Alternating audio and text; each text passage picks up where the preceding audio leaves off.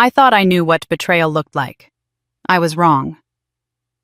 My name is Sarah, and for 34 years I believed my parents simply preferred my younger sister, Jessica. I accepted being the family ATM, the forgotten daughter, the one who paid for everyone else's dreams while mine didn't matter. But 1 week before Jessica's wedding, they crossed a line I never saw coming.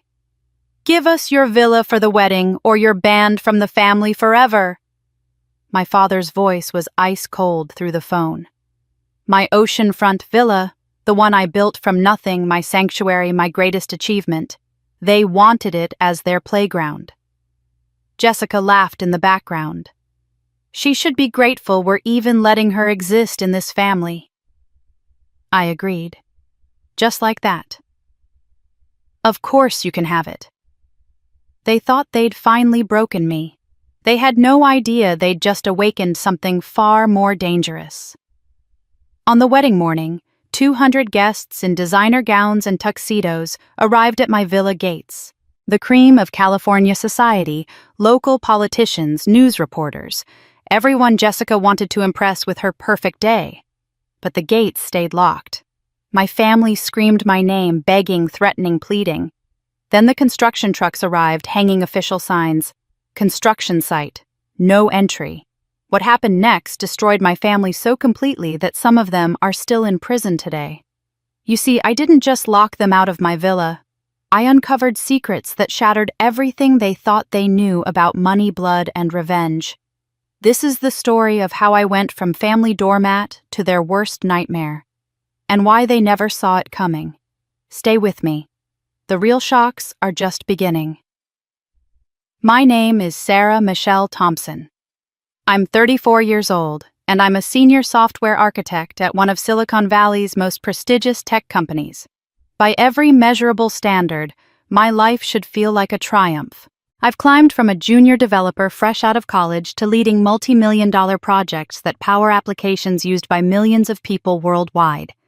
My annual salary places me in the top 5% of earners in California, and I've built a career that my younger self could only dream of.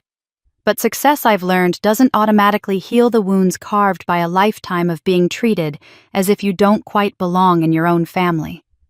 Standing on the wraparound deck of my oceanfront villa in Malibu, watching the Pacific waves crash against the rocky coastline below, I can almost convince myself that none of that matters anymore. This house, my house, represents everything I've accomplished through sheer determination and countless 60-hour work weeks. The 3-bedroom Mediterranean-style villa, with its terracotta roof tiles and hand-painted ceramic accents, took me 2 years to find and another year to renovate exactly to my specifications. Every morning when I wake up to the sound of seagulls and ocean breeze flowing through the custom French doors, I'm reminded that I built this life entirely on my own terms. The villa sits on nearly an acre of prime coastal real estate, complete with an infinity pool that seems to pour directly into the horizon, a professionally landscaped garden filled with native California plants, and a wine cellar that I've carefully curated over the past 5 years. It's not just a house. It's my sanctuary, my proof that Sarah Thompson doesn't need anyone else's approval to create something beautiful and meaningful. Yet even here in this space that belongs entirely to me, I can't escape the familiar ache that accompanies every family gathering, every holiday, every milestone celebration, where the pattern repeats itself with clockwork precision. My parents, Robert and Patricia Thompson, have perfected the art of making me feel like a stranger at my own family's table. They've been doing it for so long that I sometimes wonder if they even realize they're doing it anymore, or if treating me as an afterthought has simply become their default setting.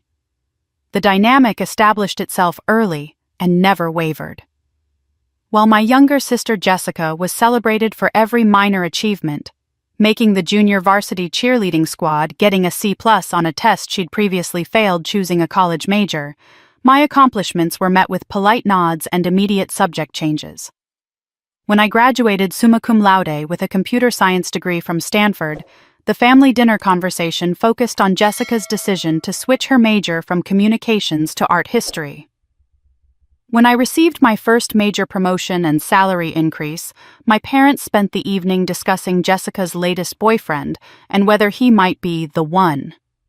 It wasn't malicious, exactly. It was something more insidious, a complete inability to see me as worthy of the same attention, pride, and celebration they showered on Jessica without question.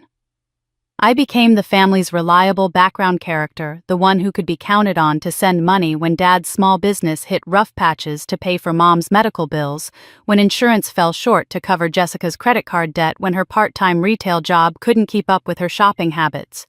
And I did it all willingly, desperately hoping that eventually my generosity would earn me a place at the table that felt genuine rather than obligatory. Jessica, meanwhile, grew up beautiful, charming, and completely accustomed to being the center of attention wherever she went. At 29, she still lives in our parents' guest house, works sporadically as a part-time social media coordinator for a local boutique, and has never paid her own rent, car insurance, or phone bill. She's never had to. Why would she, when the family had already established that Jessica's comfort and happiness were everyone's primary concern, and that Sarah's role was to provide the financial stability that made Jessica's carefree lifestyle possible? The irony isn't lost on me that I've achieved everything my parents claimed they wanted for their daughters: financial independence, professional success, home ownership in one of the most expensive markets in the country. Yet Jessica remains their obvious favorite, despite having achieved none of those things. It's taught me that love, at least in my family, isn't earned through accomplishment or reliability. It's simply bestowed arbitrarily and absolutely, and apparently I wasn't chosen to receive it. Standing here now, watching the sunset paint the sky in shades of amber and rose, I feel a familiar mixture of gratitude for what I've built and sadness for what I've never had.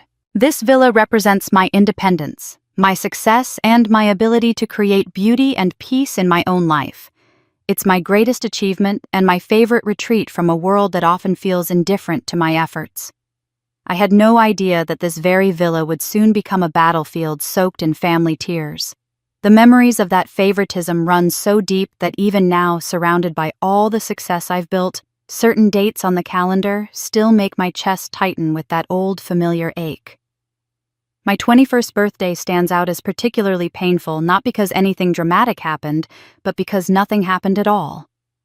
I had graduated early from Stanford just 2 months before, landed my first software development job, and moved into my own apartment for the first time. I thought surely this milestone birthday, combined with my recent achievements, would warrant some acknowledgement from my family. I spent the entire day waiting for a phone call that never came. By evening, I finally called home myself, hoping maybe they had planned a surprise or simply gotten busy with their own lives.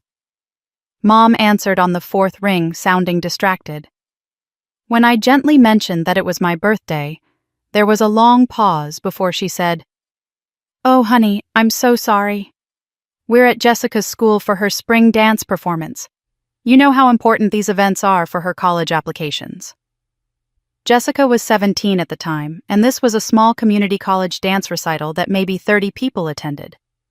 But it took priority over acknowledging that their older daughter had just turned 21. The contrast with Jessica's birthday celebrations was so stark it felt deliberately cruel. For her 18th birthday, my parents threw a party that rivaled a wedding reception. They rented the community center, hired a DJ, ordered a 3-tier cake from an expensive bakery, and invited over 100 people. I contributed $500 toward the party expenses without being asked, and spent the entire evening watching extended family and friends congratulate my parents on raising such a wonderful daughter. Jessica wore a tiara and gave a speech about how grateful she was for her amazing family support system. I stood in the back, taking photos with my phone, feeling like hired help at my own sister's celebration. That pattern of ignored achievements versus celebrated mediocrity defined our childhood and followed us into adulthood. When I made the dean's list, 3 consecutive semesters at Stanford, my parents briefly mentioned it to their friends as an afterthought before launching into detailed stories about Jessica's role as a background dancer in her community college's production of Grease. When I received a commendation from my company's CEO for leading a project that saved them $2 million in operational costs, the family dinner conversation centered around Jessica's decision to get highlights in her hair and how beautiful she looked with the new color. The most painful memory involves my college graduation day. I had worked multiple jobs throughout school to minimize my student loan debt, maintained a 3.9 GPA while completing a demanding computer science program, and graduated with honors from one of the most prestigious universities in the country. I was the first person in my family to graduate from a 4-year university, let alone one of Stanford's caliber. The ceremony was on a Sunday morning in May, and I had sent my parents the information months in advance, even offering to pay for their hotel and travel expenses. 2 days before graduation, Jessica announced that she had been selected to perform a solo piece at her community college's Spring Arts Showcase, which happened to be scheduled for the same weekend. Without any discussion or apparent internal conflict, my parents decided to attend Jessica's performance instead. Dad called to explain that Jessica's showcase was a once-in-a-lifetime opportunity, and that my graduation was just a ceremony that I could enjoy with my friends. He suggested we celebrate my achievement with dinner sometime the following week, when they returned from Jessica's performance weekend in Sacramento. I sat alone in that vast stadium watching thousands of other graduates celebrate with their families, taking pictures with proud parents, sharing tears of joy and accomplishment. My roommate's mother took a photo of me receiving my diploma, and later that evening her family invited me to their celebration dinner because they couldn't bear the thought of me spending such an important day alone. That photograph still sits on my desk at work, a reminder of both my achievement and the profound loneliness that accompanied what should have been one of the happiest days of my life. The pattern extended to every milestone in my career. When I received my first major promotion to senior developer, Jessica had just started dating someone new, and the family conversation revolved around whether this boyfriend had serious potential. When I bought my first condo at 28, using a down payment I had saved entirely on my own, Jessica had decided to change her major for the 3rd time, and my parents spent hours discussing how to best support her through this challenging transition period. Meanwhile, I became the family's reliable financial resource. When Dad's small accounting firm lost a major client and struggled to make payroll, I quietly transferred money to help bridge the gap. When Mom needed dental work that insurance wouldn't cover, I paid the entire bill without being asked. When Jessica's car broke down, I bought her a reliable used vehicle that she still drives today. Each time my assistance was accepted with casual gratitude, as if my ability to help was simply a natural resource they could tap whenever needed.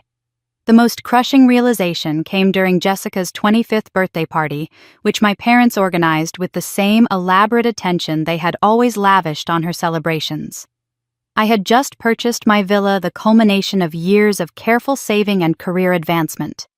When I mentioned the house purchase to a cousin hoping someone might acknowledge this major life achievement, my aunt responded with polite interest before immediately turning to compliment Jessica on her new haircut. Later that evening, I overheard my parents telling friends about Jessica's artistic vision and creative spirit, describing her part-time retail work as if she were curating museum exhibitions.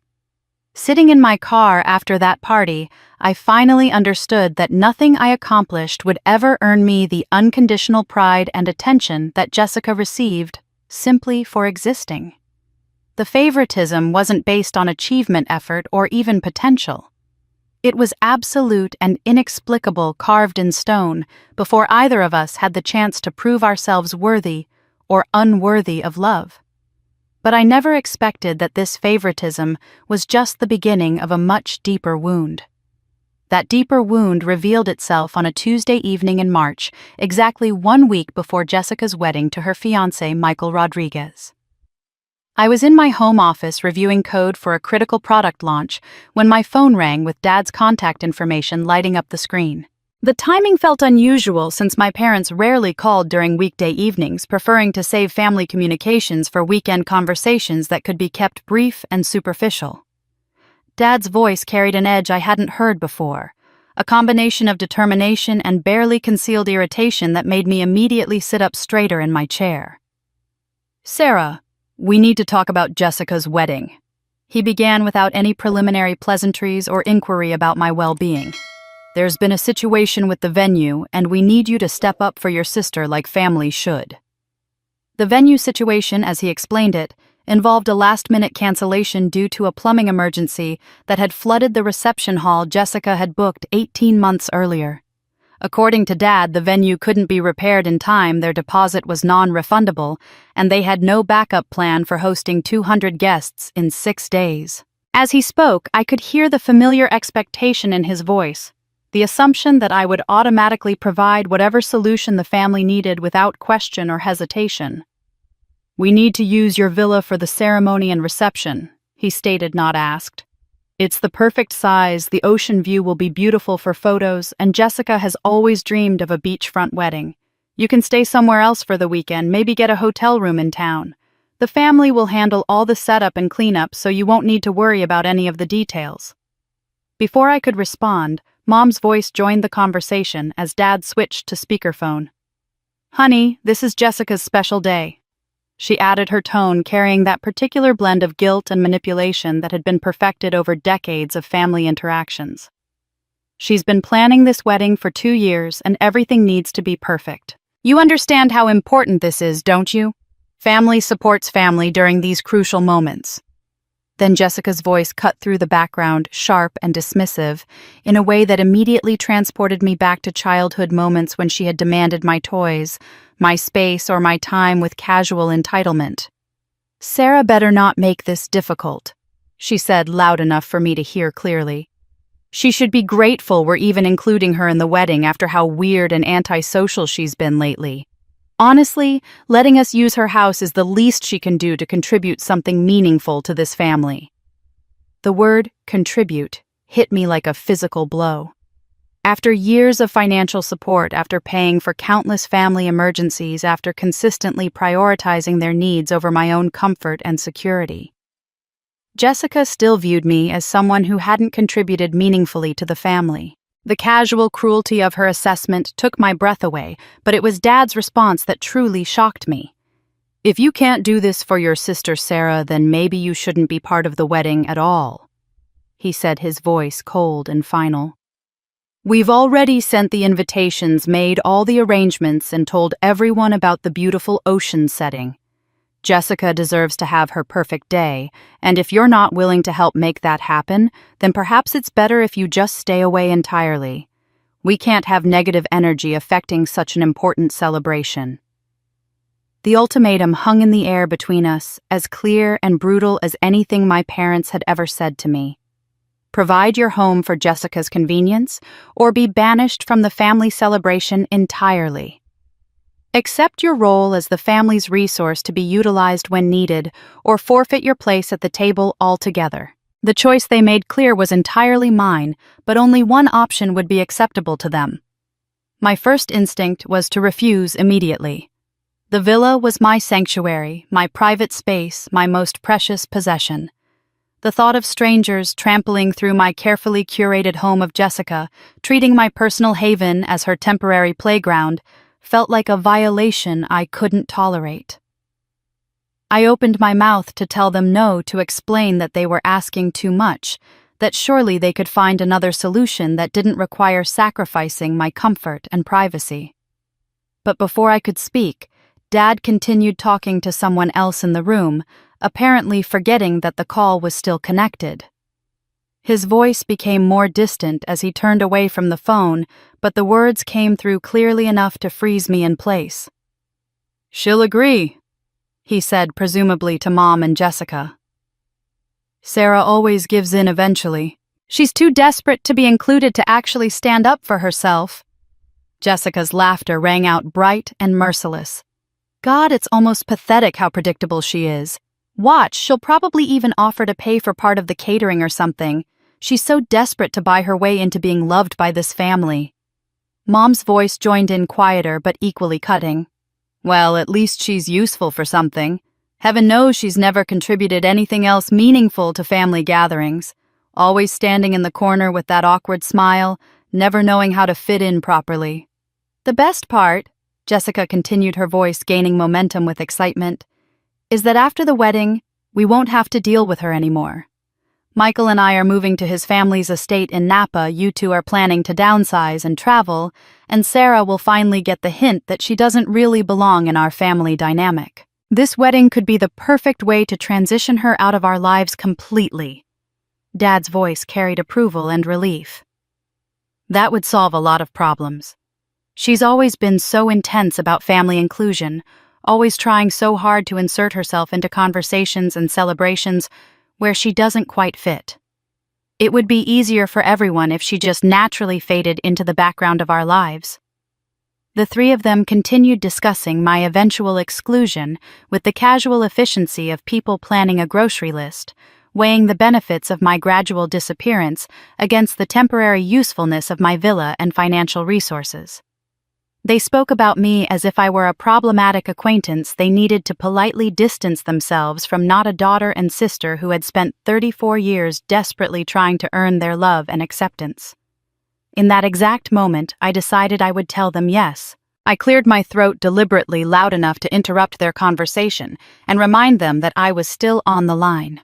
The sudden silence that followed told me everything I needed to know about their awareness of what I had just overheard. Dad's voice returned, first artificially bright and slightly breathless, as if he had been caught in the middle of something embarrassing rather than planning my systematic exclusion from the family. "Sarah, are you still there, honey? We were just discussing some of the wedding logistics while we waited for your answer." His attempt at casual normalcy would have been laughable if it weren't so revealing. The fact that he thought I might believe their conversation about my usefulness and eventual disposal was merely wedding planning showed exactly how little intelligence and awareness they credited me with. I let the silence stretch for several long seconds, partly to collect my thoughts, and partly to let them squirm in their uncertainty about how much I had heard. When I finally spoke, my voice was calm and measured, carrying none of the hurt or anger that was currently burning through my chest like acid. "Of course I'll let Jessica use the villa for her wedding," I said, infusing my tone with exactly the kind of eager-to-please accommodation they had come to expect from me over the years. I should have offered immediately, "Family comes first, and Jessica deserves to have her perfect day in a perfect setting." The relief in Dad's voice was immediate and unmistakable. "That's wonderful, Sarah. I knew we could count on you to do the right thing for your sister. This is going to mean everything to Jessica, and we're so grateful for your generosity." Jessica's voice bubbled with excitement and triumph, apparently having no concern about whether I might have overheard her earlier comments about my patheticness and eventual exclusion. "Oh my God! Sarah, this is going to be absolutely amazing.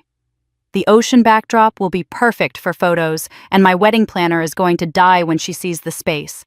You're literally saving my entire wedding. I can't wait to tell Michael that we're going to have the most beautiful ceremony location in all of California." Mom chimed in with maternal warmth that felt particularly hollow given what I had just heard. "This is such a loving gesture, honey. Family support like this is what makes these special occasions truly meaningful. Jessica will remember your kindness for the rest of her life." As they continued expressing their gratitude and excitement, I found myself studying their words with a detachment I had never experienced before in family conversations. Every phrase of appreciation felt calculated, designed to reinforce my role as the accommodating sister who could be relied upon to sacrifice her comfort for Jessica's benefit. Their relief was so palpable that it confirmed they had genuinely worried I might refuse, which suggested they understood exactly how much they were asking of me. "I'll need to make arrangements to stay elsewhere for the weekend," I said, maintaining my helpful, compliant tone while my mind began working through possibilities and logistics that had nothing to do with finding myself a hotel room. "And I assume you'll want access to the property a day or two early for setup and decorating." "That would be perfect," Dad responded immediately. "Jessica's wedding planner will probably want Thursday and Friday to transform the space. I know it's an imposition, but having those extra days will really ensure everything is flawless." "No imposition at all," I assured him, already calculating the timeline I would need for my own preparations. "I want Jessica to have complete access to create her dream wedding. Should I leave my keys somewhere, or would you prefer that I hand them over directly?" "Actually, Jessica interjected. "It would probably be easier if you just left them under the garden rock by the front door. That way we can get started whenever the vendors arrive and you won't have to coordinate your schedule with ours. We're going to be incredibly busy with last-minute preparations." The casual dismissal in her suggestion struck me as particularly revealing. Even when asking to use my home, Jessica couldn't bring herself to request a proper handover meeting or express interest in seeing me before the wedding day. I was being treated like an absent landlord, whose property they were temporarily commandeering, not a sister whose generosity was making their celebration possible. "That sounds perfect," I replied, making mental notes about key locations and access points, while projecting nothing but sisterly cooperation. "I'll make sure the house is completely ready for your use and stay out of your way entirely. The last thing I want is to cause any stress during such an important week."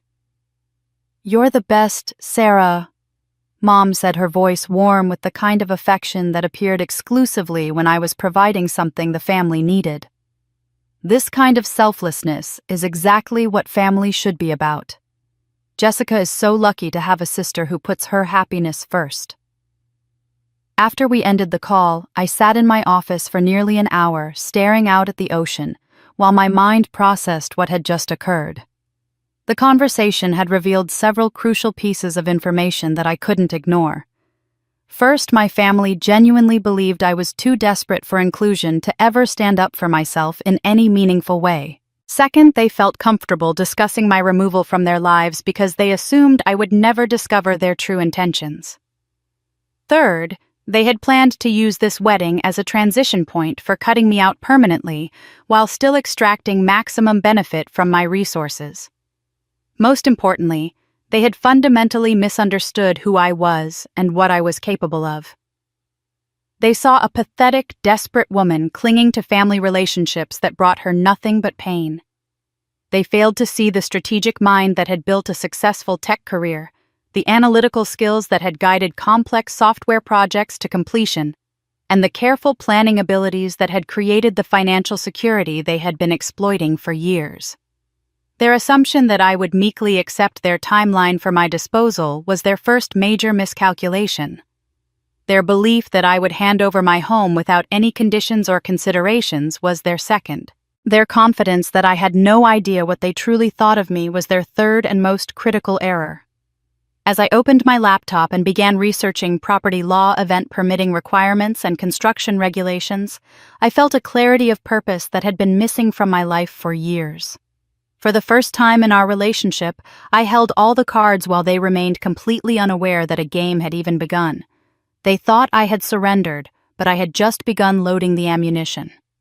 As I sat there with my laptop open researching the legal frameworks that would make my plan possible, other memories began surfacing with startling clarity, each one adding fuel to the determination that was rapidly crystallizing in my chest. These weren't the general recollections of favoritism I had been carrying for years, but specific moments of betrayal so sharp and deliberate that they had carved permanent scars in my sense of self-worth. The most devastating memory involved my high school graduation, an event that should have represented the culmination of 4 years of academic excellence and the launching point for my future success. I had graduated as valedictorian with a full scholarship to Stanford achievements that represented not just personal triumph, but validation that all my hard work and sacrifice had been worthwhile. For weeks leading up to the ceremony, I had imagined my parents in the audience finally seeing me as someone worthy of their pride and attention. The graduation was scheduled for a Saturday evening in June, with the ceremony beginning at 7 o'clock in the school's main auditorium. I had given my parents the information months in advance, ordering extra tickets for extended family members, and even offering to arrange a celebration dinner afterward at a restaurant of their choosing. They had seemed appropriately enthusiastic, with Mom mentioning how excited she was to see me give the valedictorian speech and Dad joking about finally having a Stanford graduate in the family. 3 days before graduation, Jessica announced that she had been selected to perform a solo piece in her community college's spring music showcase, a casual evening event that featured student performances in various musical genres. The showcase was scheduled for the same Saturday as my graduation, beginning at 6 o'clock at a small theater about 40 minutes from our house. When I learned about the timing conflict, I initially assumed my parents would attend my graduation ceremony, since it represented a far more significant milestone and had been planned for months. Instead, Dad called me on Friday afternoon to explain that they had decided to attend Jessica's performance because she's been working so hard on this piece and she's really nervous about performing solo for the first time. He suggested that I wouldn't really miss them since I would be busy with the ceremony itself and promised they would take me out for a nice dinner the following weekend to celebrate my achievement properly. The casual way he dismissed my graduation ceremony as something I could handle on my own, while treating Jessica's brief musical performance as a family priority that required everyone's presence, revealed everything about their true feelings toward my accomplishments. They weren't missing my graduation due to an unavoidable conflict or emergency. They were choosing Jessica's minor showcase over my major academic milestone because her comfort and confidence mattered more to them than my moment of triumph. Sitting alone in that auditorium, watching other families cheer and take photographs as their children crossed the stage, I felt a loneliness so profound that it overshadowed even the pride of delivering my valedictorian speech to an audience of hundreds. When my name was called and I walked across that stage to receive my diploma with highest honors, the empty seats where my family should have been sitting felt like a physical weight pressing down on my chest. Even more painful was the memory of how they had funded Jessica's car purchase just 2 months before my graduation. I had been carefully saving money from my part-time job at a local bookstore, adding every paycheck to the college fund I had been building since my sophomore year. The fund wasn't large, but it represented hundreds of hours of work and careful budgeting money I had planned to use for textbooks, housing deposits, and other expenses that my scholarship wouldn't cover. When Jessica turned 17, she decided she needed her own car rather than continuing to share Mom's sedan. Instead of encouraging her to get a job and save money like I had done, or helping her find a reliable used vehicle within a reasonable budget, my parents decided she deserved something special for her birthday. They found a sporty convertible at a local dealership, a car that cost nearly $8,000 and represented far more than Jessica's transportation needs. When they realized they didn't have the full amount available, Dad approached me with what he presented as a temporary loan request. "We'll pay you back as soon as the business has a good quarter," he promised, explaining that Jessica's happiness was worth the short-term financial strain. "You understand how important it is for a young woman to feel confident and independent." The irony of using my money to purchase someone else's independence while undermining my own financial security seemed completely lost on him. I handed over nearly $6,000 from my college fund money that represented months of careful saving and sacrifice. True to form, the loan was never repaid, never mentioned again, and never acknowledged as a significant contribution to Jessica's gift. Watching Jessica drive off in her new car, laughing with friends, and completely oblivious to the source of her newfound freedom, I felt something shift inside me that had never quite shifted back. It wasn't just the money, though. Losing my college fund created genuine financial stress for my first year at Stanford. It was the realization that my parents could take something I had worked so hard to build and give it to Jessica without any apparent consideration for how that transfer would affect my life or future.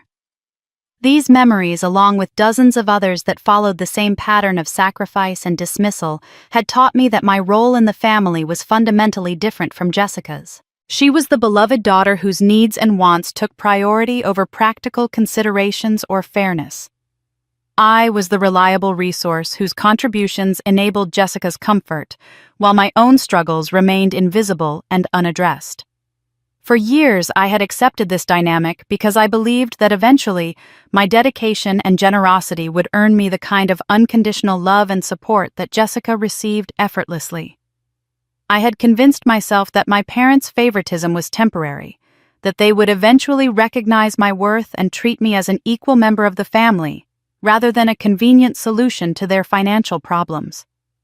But their conversation about my eventual disposal had shattered that last hope completely.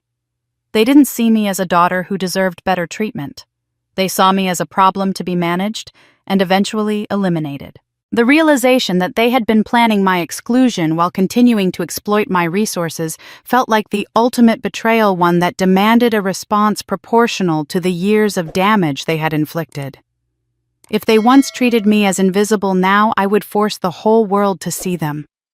The transformation from victim to strategist required a methodical approach that drew on every skill I had developed during my years in the tech industry. Just as I approached complex software projects by breaking them down into manageable components and identifying potential failure points, I began dissecting my family's assumptions and vulnerabilities with the same systematic precision that had made my career successful. My first priority was establishing an unshakable legal foundation for everything that would follow. Monday morning, I called James Morrison, the attorney who had handled my villa purchase 3 years earlier, and scheduled an emergency consultation for that afternoon. When I arrived at his downtown office, I explained that I needed a comprehensive review of my property ownership documentation due to a family situation that might require legal clarity. James pulled my files and spent nearly 2 hours examining every document related to the villa purchase, from the original title search to the final closing papers. His findings were exactly what I had hoped for, but needed to confirm beyond any doubt. The property was registered solely in my name, with no co-signers, no liens beyond my mortgage, which I had been paying independently, and no legal claims from any other party. My parents had never contributed financially to the purchase, had never been listed as co-owners, and had no legal standing to make any demands regarding the property's use. "Sarah, this house is entirely yours," James confirmed, sliding the documentation across his desk. "No one else has any legal right to access this property without your explicit permission. If someone were to use your home for an event without your consent, they could potentially face trespassing charges, especially if they caused any damage or disruption to your neighbors." I asked him to prepare a formal letter documenting my sole ownership, along with a detailed summary of my rights as the property owner. This letter would serve as crucial evidence if legal authorities became involved in what I was planning. James agreed to have everything ready by Wednesday, giving me the documentation I needed well before Jessica's wedding weekend. My next step required careful research into pool renovation and landscaping companies that could accommodate an unusual request with very specific timing requirements. I spent Tuesday evening calling different contractors, explaining that I needed emergency pool resurfacing and extensive landscaping work that had to begin on a particular Saturday morning due to insurance requirements and permit restrictions. The third company I contacted, Coastal Construction and Landscaping, seemed intrigued rather than concerned by my tight timeline. The owner, a woman named Maria Santos, explained that they often handled emergency renovation projects for insurance companies and understood the importance of strict scheduling. When I described the scope of work I needed, including pool drainage surface preparation and comprehensive garden restructuring, she quoted a price that was substantial but not unreasonable for the expedited timeline. "We can have crews on site by 7 in the morning, Maria assured me. "Pool renovation requires heavy machinery and creates significant noise, so we'll need to post official construction zone signs to comply with city noise ordinances. The work area will need to be completely secured to prevent liability issues." I authorized the full project immediately, providing a substantial deposit and signing contracts that specified the exact start date and time. Maria agreed to handle all necessary permits and city notifications, ensuring that everything would be completely legal and properly documented.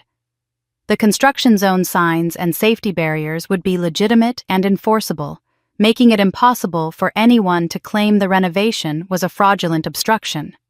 The final component of my preparation involved setting up what appeared to be a thoughtful wedding gift for Jessica, but would actually serve as a crucial element in my larger plan. I contacted an event insurance company and purchased a comprehensive policy that would cover wedding cancellations, vendor failures, and venue-related disasters. The policy was expensive, but it included coverage for situations where venues became unavailable due to construction plumbing failures or other property emergencies. When I filled out the application, I listed Jessica as the primary beneficiary and event organizer, explaining that I was purchasing the insurance as a surprise wedding gift to protect her celebration against unforeseen circumstances. The insurance representative seemed charmed by my sisterly thoughtfulness and expedited the policy approval process. The coverage would become active 48 hours before the wedding date, providing a narrow window during which Jessica could potentially file a claim for venue-related cancellation. I carefully read through every clause and provision in the insurance policy, paying particular attention to the requirements for filing claims and the documentation needed to prove that a venue had become unusable due to legitimate circumstances. Pool renovation qualified as a covered reason for venue unavailability, especially when supported by proper permits and construction contracts. If Jessica chose to file a claim, she would need to provide evidence that the venue cancellation was due to circumstances beyond her control, which my legitimate renovation project would satisfy completely. Throughout these preparations, I maintained my usual routine and demeanor, responding to family calls and messages with the same accommodating tone I had always used. When Mom called to thank me again for my generosity and to ask about key arrangements, I cheerfully confirmed that I would leave them under the garden rock as Jessica had requested. When Jessica texted to ask about parking arrangements for vendors and guests, I provided detailed information about the property layout and assured her that everything would be perfect for her special day. The contrast between my public cooperation and my private preparations created a strange sense of duality in my daily life.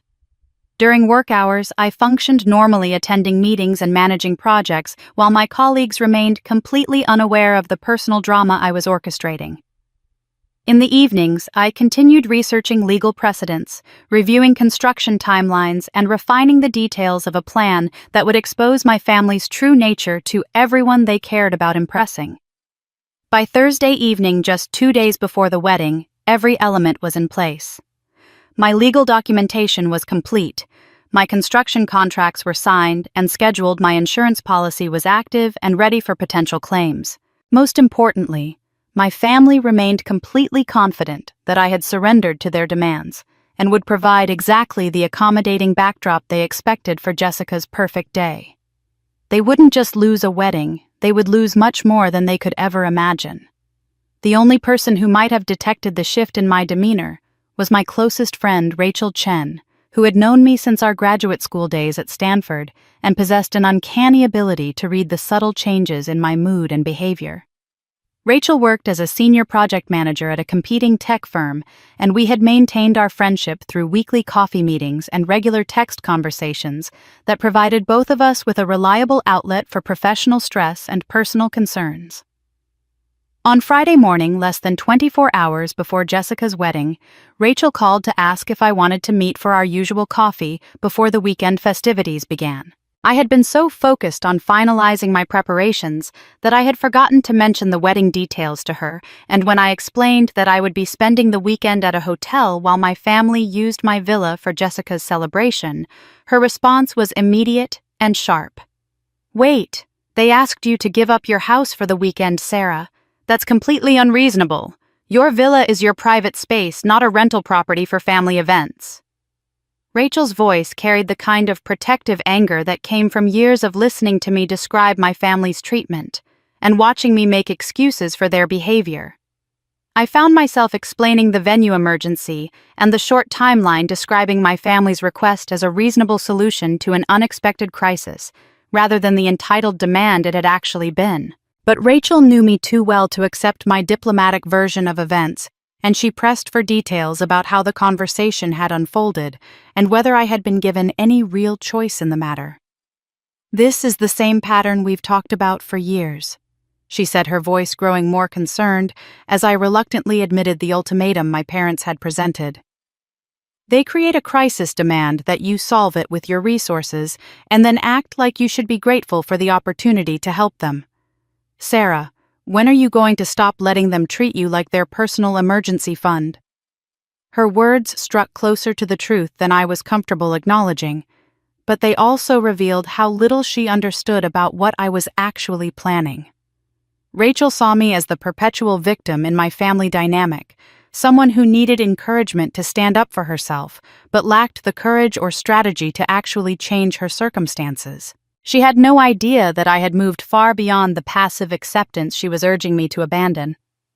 When we met for coffee that afternoon at our usual cafe near the marina, Rachel studied my face with the intense scrutiny she normally reserved for analyzing project timelines and budget projections.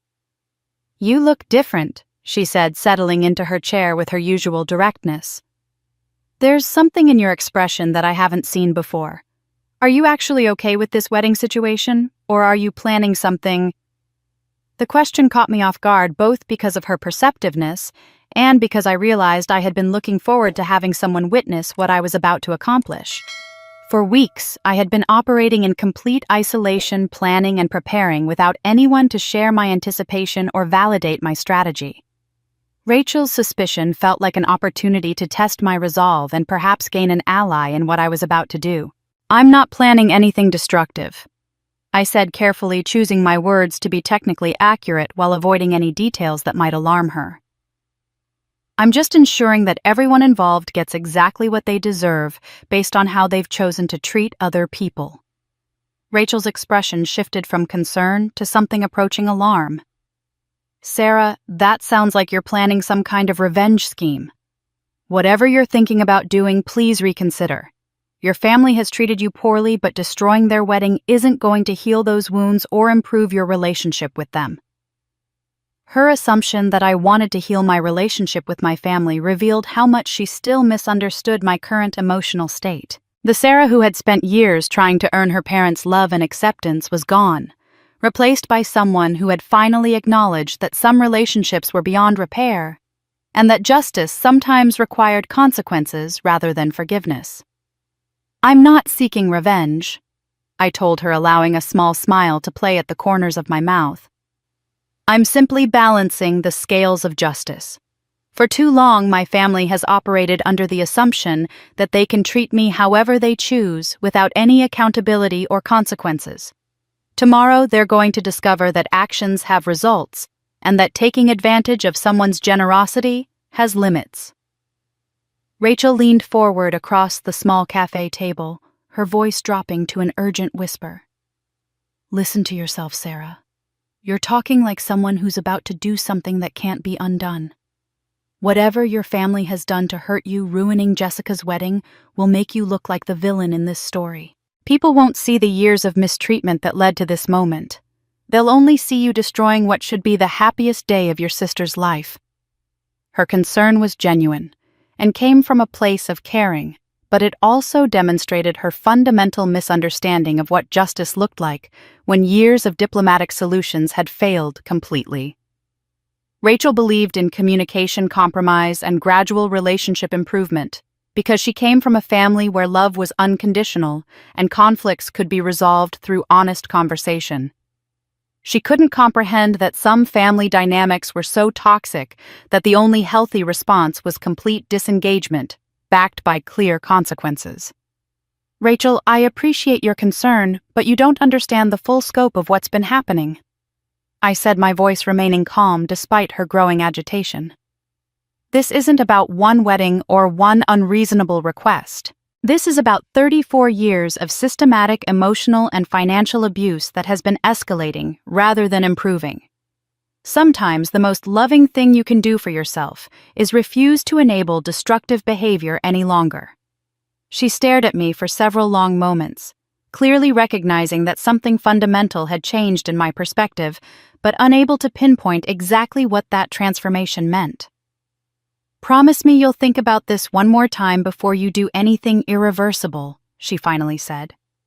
"Whatever you're planning, make sure it's something you can live with for the rest of your life."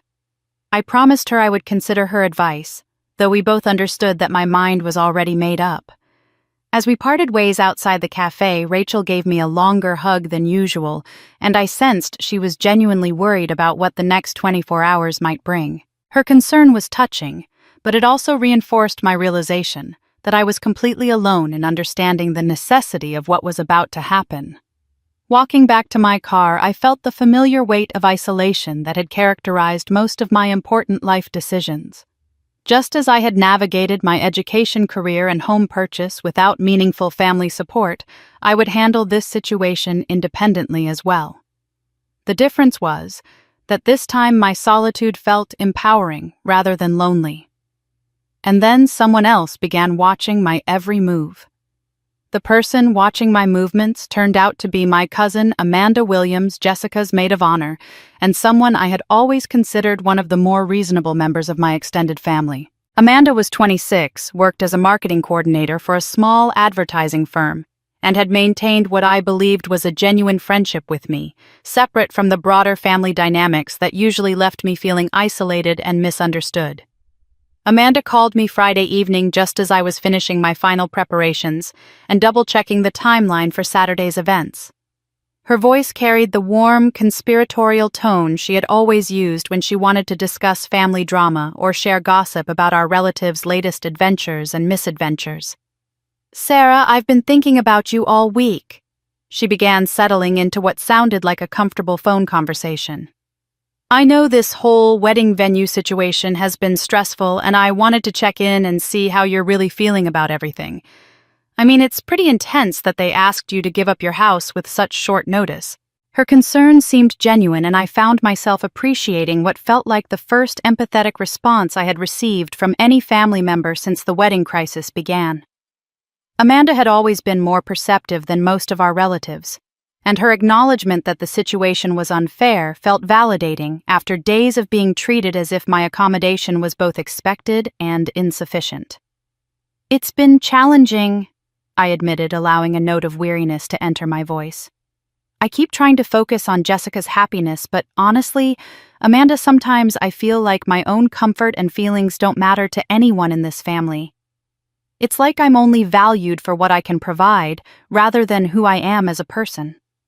Amanda made sympathetic noises and encouraged me to elaborate on my feelings, asking specific questions about my conversations with my parents and my concerns about the weekend logistics. Her questions felt supportive and understanding, the kind of detailed interest that suggested she genuinely cared about my emotional well-being rather than simply gathering surface-level information.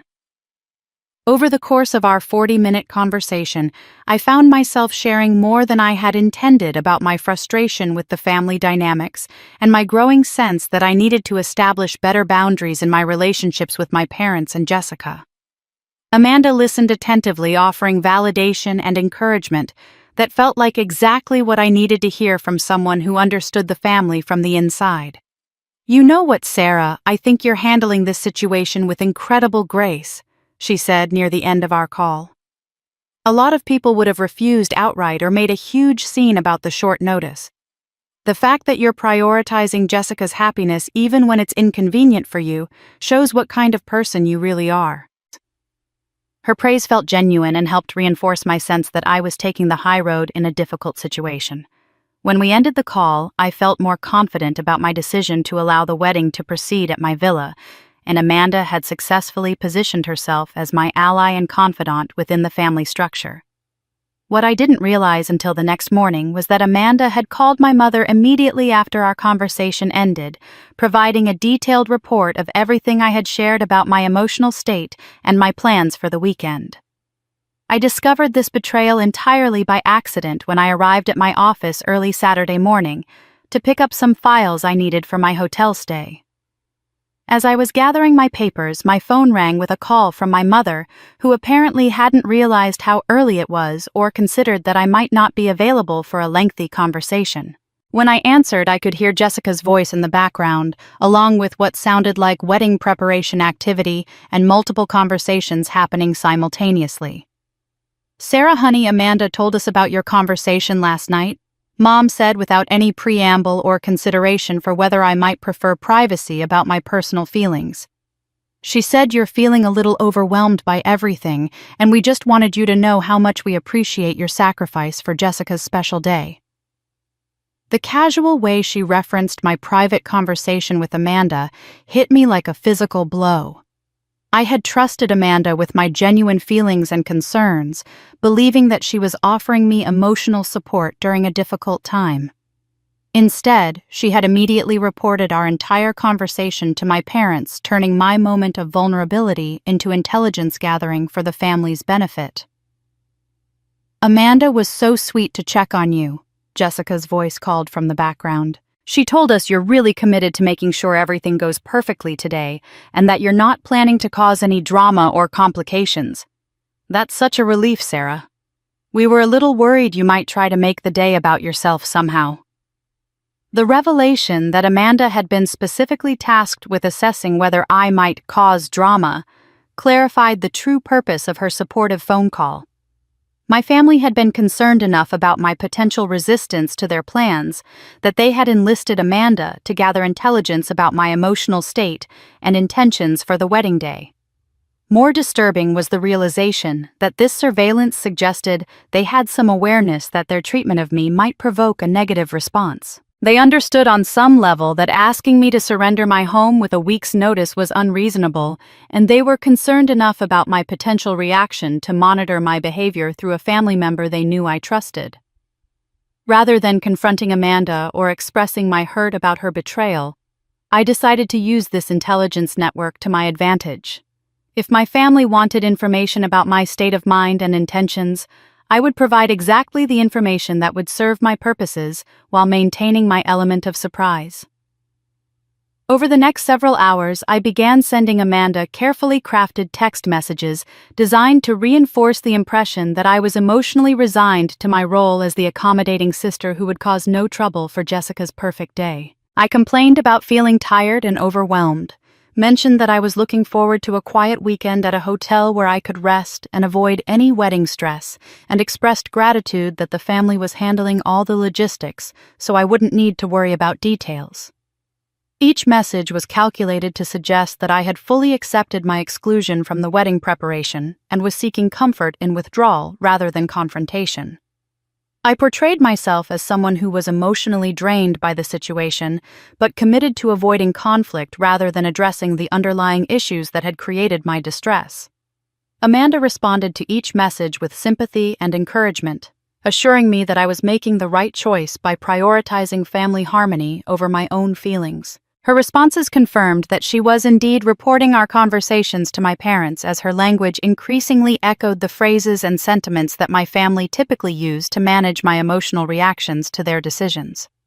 By mid-afternoon, I was confident that my parents and Jessica believed I had been effectively neutralized as a potential source of wedding day complications. Through Amanda's reports, they had received confirmation that I was emotionally defeated, physically absent, and committed to avoiding any actions that might disrupt Jessica's celebration. They had no idea that their own spy was leading them straight into my trap.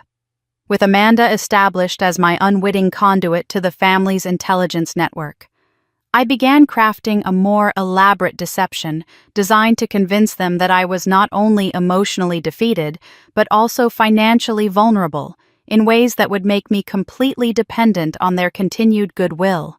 The key was to present myself as someone whose circumstances had deteriorated to the point where I could no longer afford to challenge their decisions or risk losing their support.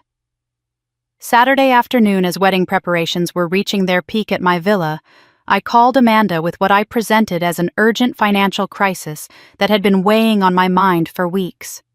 My voice carried the kind of barely controlled panic that suggested someone on the verge of a complete breakdown, and I allowed genuine emotion to creep into my tone as I described fictional problems that painted me as increasingly desperate and powerless. "Amanda, I need to talk to someone, and I don't know who else I can trust with this." I began setting the stage for revelations that would make their way directly to my parents within hours. "I've been trying to keep it together for Jessica's wedding, but honestly, I'm in serious financial trouble, and I don't know what I'm going to do." I proceeded to outline a carefully constructed story about unexpected expenses and cash flow problems that had supposedly been building for months. I explained that my company had implemented budget cuts that reduced my expected bonus, that my villa's property taxes had increased dramatically due to a reassessment, and that I had discovered several major home repairs that would require immediate attention and substantial financial investment. The pool renovation I mentioned, it's not optional anymore, I told Amanda, allowing my voice to crack with what sounded like genuine distress. The inspection revealed structural problems that could cause serious damage if they're not addressed immediately.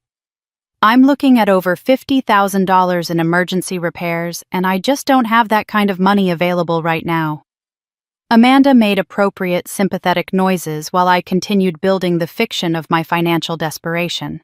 I described having to consider selling the villa, possibly taking a second mortgage, or even moving back in with my parents temporarily while I sorted out my money problems.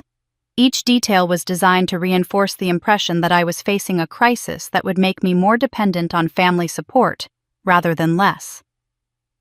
The worst part is that I can't even ask the family for help because everyone's focused on Jessica's wedding, and I don't want to burden anyone with my problems during such an important time. I continued creating the perfect excuse for why my fictional crisis would remain secret, while establishing myself as someone too considerate and defeated to cause any disruption. I could hear Amanda taking mental notes as I elaborated on my supposed difficulties, and I knew she was already planning how to relay this information to my parents in a way that would maximize their sense of relief about my neutralized state. The story I was telling positioned me as someone so overwhelmed by personal problems that I had no energy or resources left to challenge their decisions about the wedding or anything else. "Sarah, I had no idea you were dealing with all of this," Amanda said, her voice carrying what sounded like genuine concern, mixed with the satisfaction of someone who had stumbled upon valuable intelligence. "It explains why you've seemed so tired and distracted lately. Are you sure you don't want me to mention anything to your parents? They might be able to help, especially your dad with his business connections." I declined her offer with what I hoped sounded like pride, mixed with resignation, explaining that I needed to handle my problems independently and didn't want to create additional stress for the family during Jessica's special time. This response would serve multiple purposes when Amanda reported it, demonstrating both my continued isolation from family support systems and my commitment to avoiding any actions that might disrupt their celebration.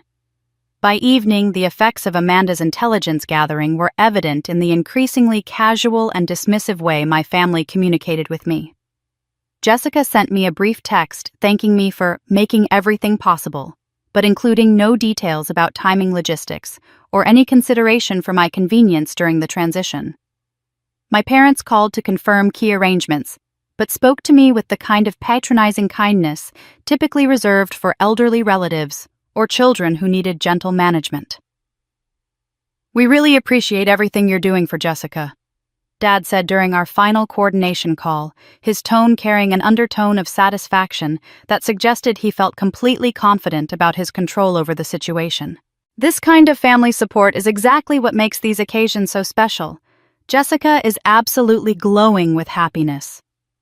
In the background, I could hear Jessica's laughter and excited conversation with what sounded like several friends who had arrived early to help with preparations. Her voice carried the kind of carefree joy that belonged to someone who had never doubted that the world would arrange itself around her convenience and who had received confirmation that even potential obstacles would dissolve without requiring any effort or compromise on her part. "Sarah's been so understanding about everything." Jessica's voice drifted closer to the phone. "Amanda told us she's dealing with some personal stuff right now, so it's actually perfect that she won't be around to stress about details or try to micromanage anything. We can just focus on making everything beautiful without worrying about anyone's feelings getting hurt." The casual cruelty of her assessment, delivered within my hearing, confirmed that my family now viewed me as completely harmless and entirely under their control. They believed that my fictional financial crisis had broken whatever resistance I might have mounted to their plans, and that my accommodation of their demands represented permanent acceptance of my subordinate role in family dynamics. Mom's voice joined the conversation with maternal warmth that felt particularly hollow given the context. "It's wonderful when family can come together like this during important moments. Sarah's generosity is really making Jessica's dream wedding possible, and we're all so grateful for her sacrifice."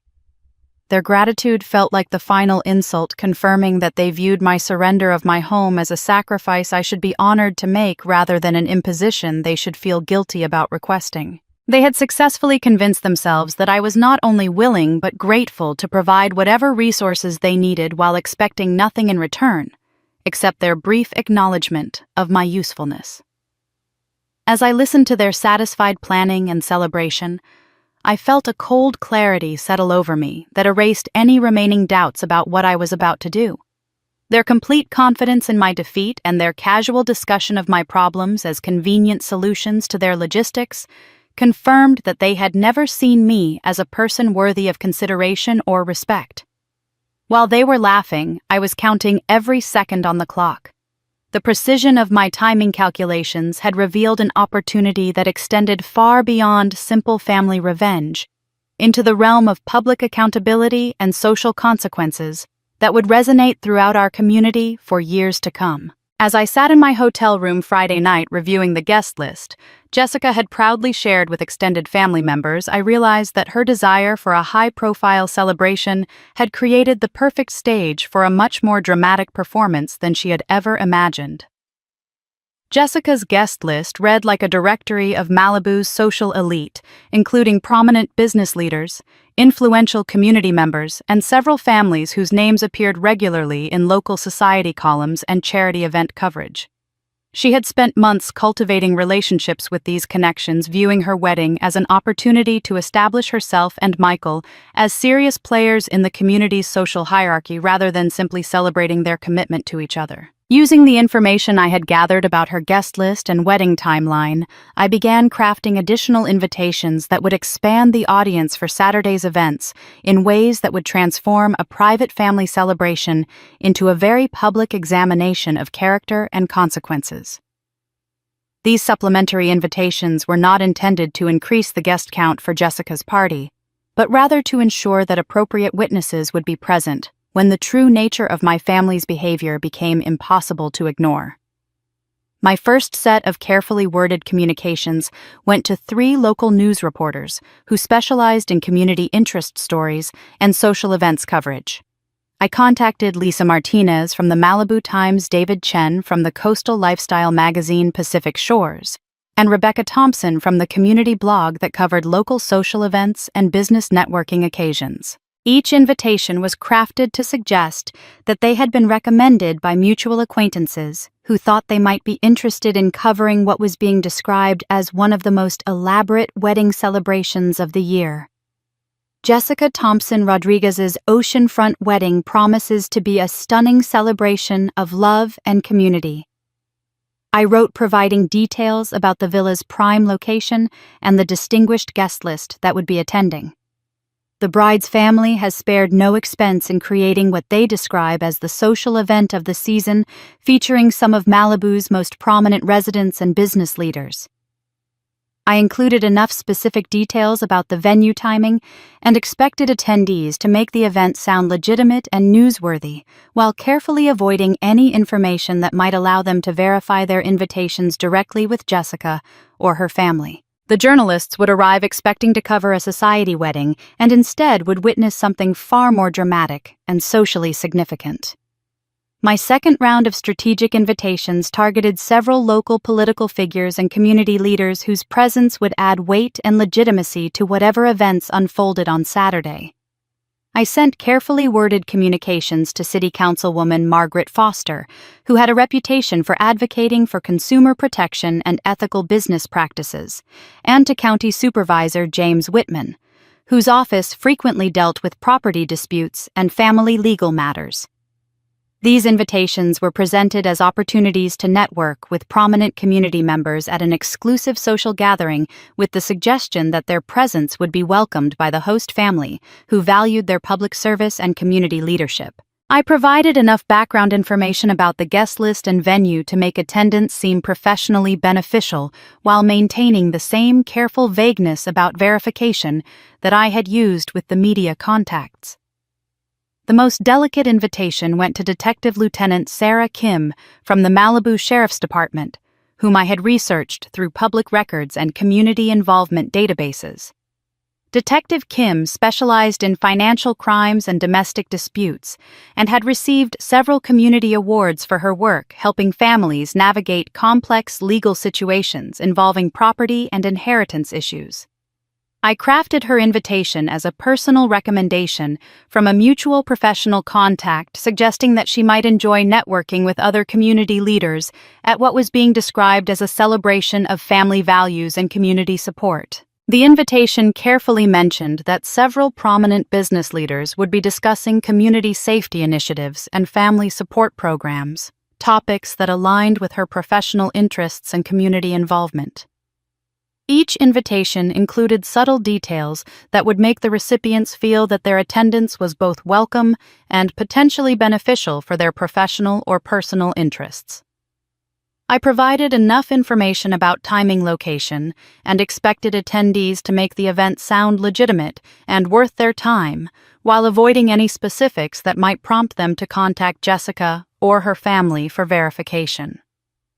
The beauty of this approach was that Jessica had been so focused on impressing her confirmed guest list that she had made no arrangements for managing unexpected arrivals or verifying invitation authenticity. Her wedding planner had been instructed to accommodate anyone who appeared to belong at such an exclusive gathering, and the assumption was that only appropriate people would have access to the venue information and timing details. Meanwhile, my family continued their preparations in complete ignorance of the expanded audience that would be witnessing Saturday's events. Jessica posted enthusiastic social media updates about her perfect wedding venue and dream celebration, while my parents shared proud comments about hosting the social event of the year at their daughter's stunning oceanfront location.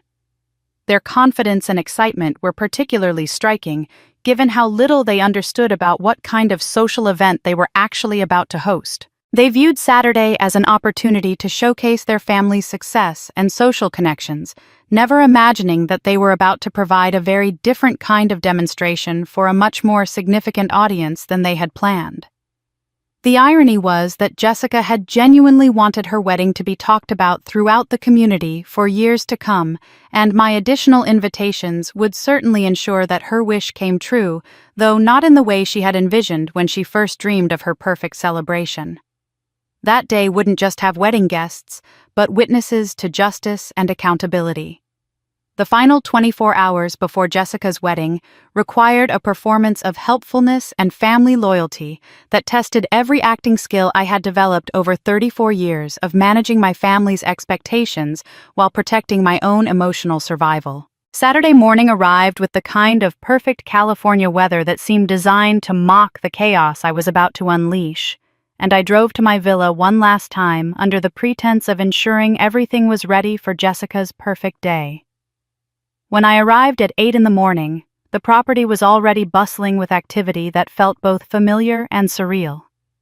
Jessica's wedding planner, a efficiently organized woman named Clarissa, who commanded vendors with military precision, had transformed my peaceful sanctuary into a staging ground for what she clearly viewed as the social event of her professional career.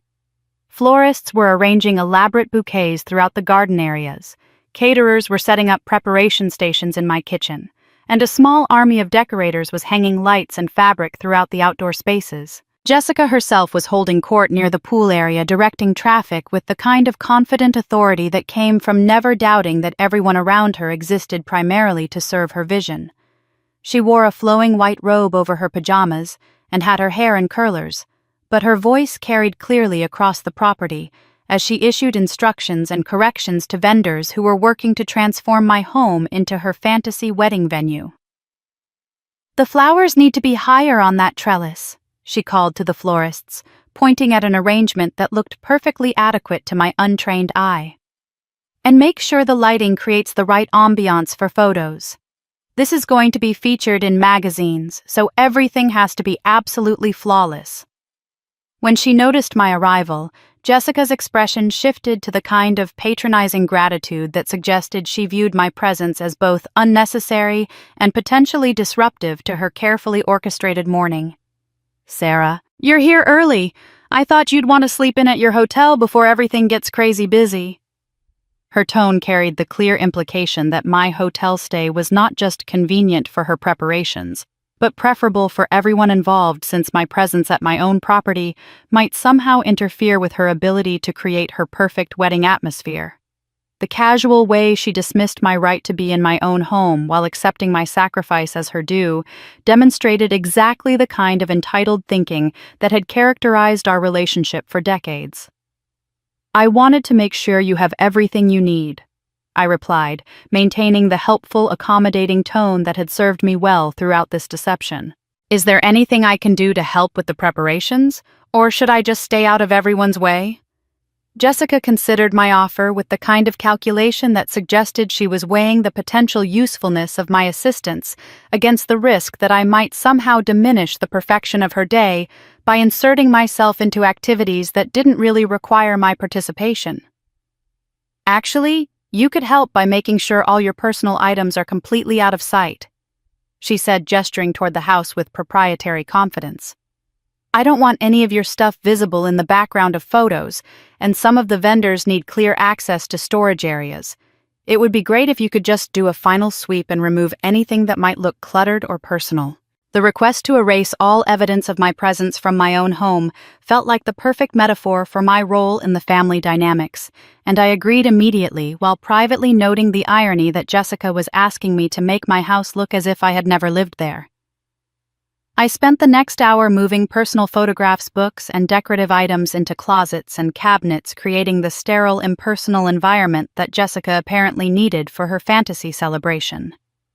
Throughout the morning, Jessica maintained a running commentary about the wedding preparations that included frequent observations about my helpfulness and her gratitude for my accommodation, but delivered in a tone that suggested she was performing generosity rather than feeling it genuinely. Sarah's been so understanding about letting us take over her house, she told the wedding planner, her voice carrying enough volume to ensure I could hear her performance of sisterly appreciation. I mean, it's not like she had any major plans for the weekend anyway, and family should always come first during important celebrations like this. Her casual dismissal of the possibility that I might have had my own plans for my own home was delivered with such confident certainty that even the wedding planner looked slightly uncomfortable with the implication that my weekend was inherently less valuable than Jessica's celebration requirements. Later, while I was helping arrange chairs in the garden area, Jessica approached me with the kind of conspiratorial intimacy that suggested she wanted to share something she viewed as particularly amusing or satisfying. You know, Sarah, I have to admit that when we first asked about using your villa, I was worried you might make this difficult somehow, she said, her voice carrying genuine relief mixed with what sounded like mild surprise. But you've been so cooperative and understanding. It's almost like you finally figured out how to be a good sister. The backhanded compliment delivered as if my accommodation represented character growth rather than strategic planning demonstrated her complete confidence that she had successfully established permanent dominance in our relationship. She genuinely believed that my compliance represented acceptance of my subordinate role rather than preparation for consequences she couldn't imagine. Amanda mentioned that you're dealing with some financial stress right now. Jessica continued, her tone shifting to what she probably thought was sympathetic understanding. I'm sure it feels good to focus on something positive like family celebration instead of worrying about money problems. Sometimes helping other people is the best way to forget your own troubles. Her casual reference to my fictional financial crisis delivered as if my problems were common knowledge rather than private information shared in confidence confirmed that Amanda had indeed reported every detail of our conversations to the family. More revealing was Jessica's assumption that my troubles were somehow therapeutic entertainment rather than genuine difficulties that might deserve empathy or assistance.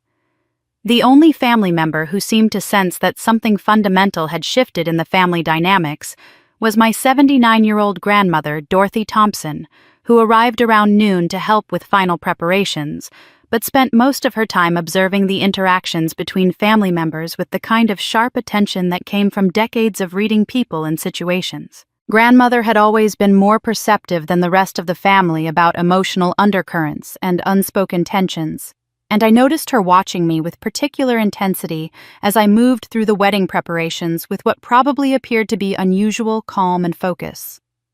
"Sarah, honey, can I talk to you privately for a moment?" she asked, approaching me while I was arranging programs on a table near the ceremony area.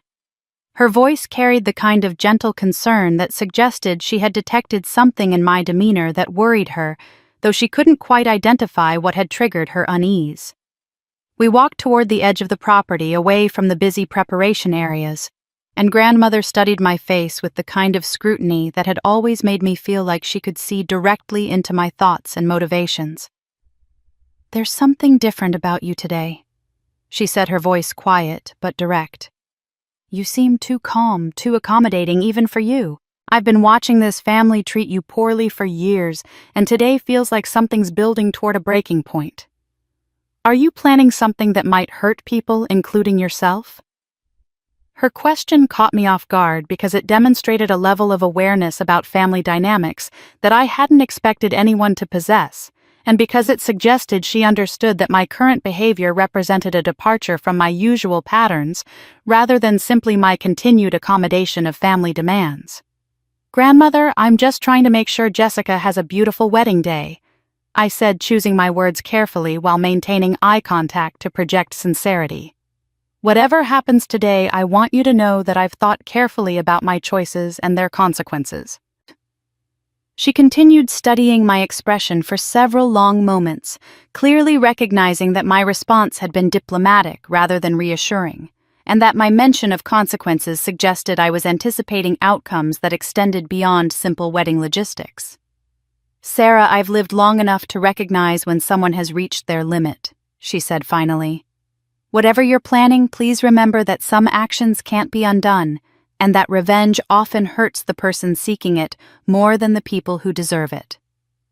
Her warning was delivered with genuine love and concern, but it also revealed her assumption that my plans were motivated by revenge rather than justice, and that my goal was to hurt my family rather than simply establish appropriate consequences for their behavior. I appreciated her care, while recognizing that she couldn't understand the full scope of what they had done or the necessity of what was about to happen. I just smiled because that day had arrived. By 3 o'clock that afternoon, my family had become so absorbed in the final wedding preparations that my presence had shifted from temporarily useful to completely forgotten, exactly as I had anticipated when I planned the timing of my strategic withdrawal from their activities. Jessica was sequestered in one of my guest bedrooms with her bridesmaids transforming herself into the bride she had been envisioning for months, while my parents coordinated with vendors and managed the countless details that seemed to multiply exponentially as the ceremony time approached. The atmosphere around the villa had reached a fever pitch of organized chaos that felt both impressive and slightly overwhelming to observe from my position as an increasingly invisible participant in my own property's transformation. Clarissa, the wedding planner, moved through the space with military efficiency, checking items off elaborate lists while directing an army of photographers, musicians, and catering staff who had arrived to create what everyone seemed confident would be a flawless celebration. I made my final exit from the wedding preparations around 4 o'clock, explaining to my mother that I needed to gather my remaining personal items and head to my hotel to get ready for the evening festivities. My departure generated only the most perfunctory acknowledgement from family members who were too focused on their own preparations to register my movements as anything more than background logistics. "Have a good time getting ready, honey," Mom called from the kitchen where she was consulting with the head caterer about timing for the dinner service. "We'll see you at the ceremony. Try to get there a little early so you can find a good seat before all the important guests arrive." Her casual instruction to arrive early for a good seat at my own property perfectly captured the family's complete absorption in their own importance, while treating my presence as optional and potentially inconvenient, if not properly managed. The fact that she referred to other attendees as important guests, while clearly categorizing me as someone who needed to compete for seating, revealed exactly how thoroughly they had reorganized the social hierarchy around Jessica's celebration. I drove away from my villa for what I knew would be the last time as someone who could be taken for granted by my family, and spent the next 2 hours at my hotel reviewing every detail of the timeline that would begin unfolding in less than 60 minutes. My construction crews were positioned and ready, my legal documentation was complete, and my additional invited witnesses would be arriving at the villa shortly after the scheduled ceremony start time. At 6:30, exactly 30 minutes before Jessica's wedding ceremony was scheduled to begin, I drove back toward my property to observe the culmination of weeks of planning and preparation. Rather than parking in my usual driveway, I positioned my car at a scenic overlook about half a mile from the villa, where I could use binoculars to watch the evening's events unfold without being seen by any of the participants. The view from my observation point provided a perfect panoramic perspective of my property and the surrounding coastal area, allowing me to monitor both the wedding activities and the arrival of guests while remaining completely removed from the social dynamics that were about to explode in ways none of them could anticipate. From my elevated vantage point, I could see that the villa and its surrounding grounds had been transformed into exactly the kind of elegant celebration venue that Jessica had been dreaming about for months. White fabric and twinkling lights created an atmosphere of romantic sophistication throughout the garden areas, while the ocean backdrop provided the kind of stunning natural beauty that would have made any photographer excited about capturing memorable images. The guest parking area was filling rapidly with expensive cars that reflected the social status of attendees who represented some of Malibu's most prominent families and business leaders. I watched well-dressed couples emerge from luxury vehicles and make their way toward what they expected to be an exclusive celebration of love and community connection, completely unaware that they were about to witness something far more dramatic and socially significant. Through my binoculars, I could observe the arrival of several faces I recognized from my strategic invitation list, including the journalists and community leaders whose presence would transform whatever happened next from a private family matter into a public examination of character and consequences. Lisa Martinez from the Malibu Times appeared to be taking preliminary photographs of the venue, while Detective Lieutenant Sarah Kim was engaging in what looked like casual conversation with other early arrivals. Most satisfying was watching my family move through their final preparations with the kind of confident excitement that belonged to people who believed they had successfully orchestrated the social event of their dreams while completely controlling all variables that might affect their celebration. Jessica emerged from the villa in her wedding dress looking absolutely radiant, surrounded by bridesmaids who were clearly thrilled to be part of such an elegant and high-profile occasion. My parents appeared to be in their element as they greeted arriving guests and basked in the social recognition that came from hosting what everyone seemed to agree was a spectacular celebration. Dad was wearing his most expensive suit and engaging in animated conversations with business associates, while Mom moved gracefully through the crowd in a role that seemed to fulfill every fantasy she had ever harbored about being the mother of the bride at a society wedding. Michael the groom looked appropriately handsome and nervous as he took his position for the ceremony, surrounded by groomsmen and family members who all seemed genuinely excited about the celebration they were about to witness. The entire scene radiated the kind of joy and anticipation that belonged to people who had never doubted that their special day would unfold exactly as they had planned and deserved. At exactly 7 o'clock, as guests began taking their seats for the ceremony, and Jessica prepared to make her grand entrance as the bride she had always envisioned herself becoming, I watched the wedding planner check her watch and signal to the musicians that it was time to begin the processional music that would mark the official start of Jessica's perfect wedding celebration. And then the villa gates remained firmly locked shut. The confusion that had begun as isolated incidents of guests arriving to find locked gates escalated into genuine crisis as the stream of arrivals became a flood of increasingly frustrated and bewildered attendees who found themselves trapped outside what should have been the most exclusive celebration of the season. From my elevated observation point, I watched through binoculars as luxury vehicles continued arriving in steady succession, their occupants emerging in formal evening wear, only to discover that the elaborate wedding they had been invited to attend was apparently inaccessible for reasons no one could explain or resolve. The initial trickle of confused guests had grown into a substantial crowd of nearly 200 people clustered around the villa's main entrance, their expensive gowns and tailored suits creating a surreal contrast with their obvious distress and growing irritation about the unprecedented situation they were experiencing. The parking situation along the narrow coastal road had become chaotic as arriving vehicles searched for space, while departing cars began creating traffic problems that would soon attract attention from local authorities who monitored the area for exactly these kinds of disruptions to residential tranquility. Through my binoculars, I could observe the social dynamics unfolding among guests who represented some of Malibu's most prominent families and business leaders, people who were unaccustomed to being inconvenienced or kept waiting for explanations about situations that appeared to be beyond anyone's control. The conversations I could observe through body language and facial expressions ranged from polite concern to obvious annoyance, with some guests already pulling out their phones to share their confusion on social media platforms or contact other attendees to verify that they had correct information about timing and location.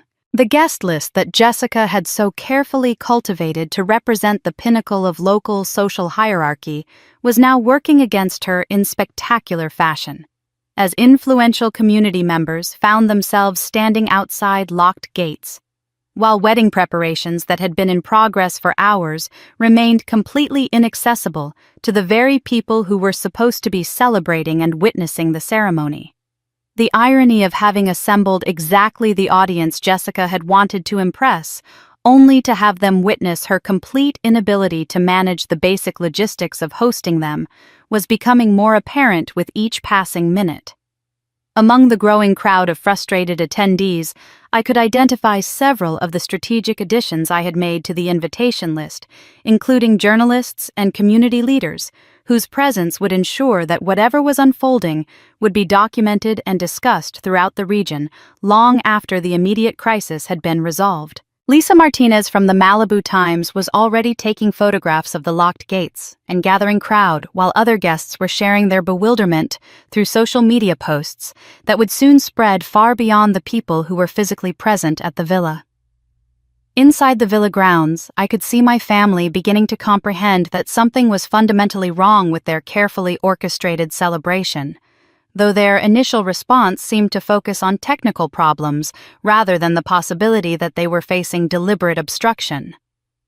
Jessica appeared first near the main house, still wearing her wedding dress, but now displaying obvious panic as she looked toward the entrance where her guests should have been streaming in for the ceremony that was already running significantly behind schedule. The sight of Jessica in her elaborate bridal gown standing helplessly inside the villa, while 200 formally dressed guests remained locked outside, created exactly the kind of visual contradiction that would be remembered and discussed throughout the community for years to come. Her investment in creating the perfect wedding celebration was being undermined by circumstances that appeared to be completely beyond her control, transforming what should have been her moment of social triumph into a public relations disaster that was being documented in real time.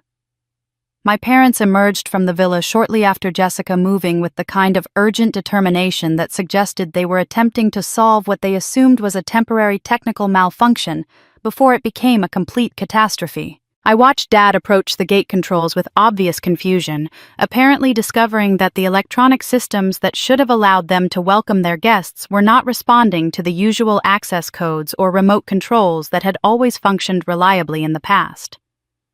The first phone call to my cell phone came at exactly 7:20 with Dad's contact information appearing on my screen as I sat in my car observing the escalating chaos below. I allowed the call to transfer directly to voicemail without any consideration of answering, then immediately received a second call from Mom's phone, which I also declined to acknowledge. The pattern continued with increasing frequency and obvious desperation as different family members took turns attempting to reach me, their calls becoming more urgent as the situation at the villa deteriorated beyond anything they had anticipated or prepared to handle. The voicemails they were leaving escalated rapidly from confused requests for technical assistance to angry demands that I immediately resolve whatever problem was preventing their guests from accessing the property. Jessica's messages, in particular, carried the kind of panicked fury that belonged to someone watching their most important day dissolve into public humiliation through circumstances they couldn't understand, control, or explain to the influential people who were witnessing their complete helplessness.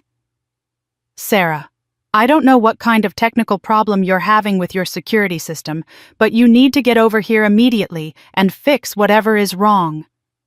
Jessica's third voicemail began, her voice cracking with stress and barely controlled hysteria. We have 200 of the most important people in Malibu standing outside your gates, and this is supposed to be my wedding day. I don't care what you're doing or where you are right now, you need to drop everything and solve this crisis before it completely destroys everything we've worked for. The evolution of her tone from confused plea to entitled demand perfectly captured the family dynamic that had motivated everything I was now watching unfold with such satisfaction. Even in the midst of complete crisis, Jessica's first instinct remained to treat me as someone whose primary purpose was solving problems that interfered with her comfort and happiness, regardless of my own circumstances' availability or willingness to provide assistance on her timeline and terms. Dad's voicemails reflected a different kind of desperation focused primarily on the social embarrassment of having prominent community members standing outside, while the hosting family appeared completely unable to manage the basic responsibilities of welcoming their invited guests. "Sarah, this situation is becoming a serious problem that's affecting our family's reputation throughout the community." His voice conveyed genuine panic beneath his attempt to maintain paternal authority. "We have the mayor's wife standing out there along with 3 city council members and some very important business associates. This is making our entire family look incompetent and unreliable, and we need you to resolve it immediately before the damage becomes permanent." Mom's messages revealed her growing awareness that the situation was moving beyond simple technical difficulties into something that could permanently damage their standing within the social circles they had spent years cultivating through careful relationship building and community involvement. "Honey, please call us back right now because people are starting to leave and Jessica is having a complete emotional breakdown. Whatever's wrong with your gate system, we'll figure out how to pay for emergency repairs later, but right now, we just need to get everyone inside before this becomes a total disaster that follows us for years."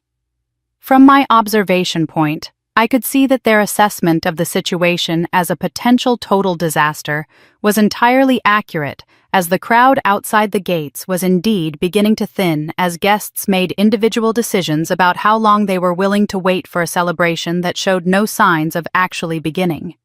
Several cars had already departed from the improvised parking area, their occupants apparently concluding that whatever social obligation had brought them to the villa was outweighed by the obvious fact that no wedding ceremony would be taking place as advertised. The social media activity surrounding the locked gate situation was accelerating as guests shared their confusion and growing frustration with increasingly wide circles of followers, creating real-time documentation of my family's humiliation that would reach far beyond the people who were physically present at the villa.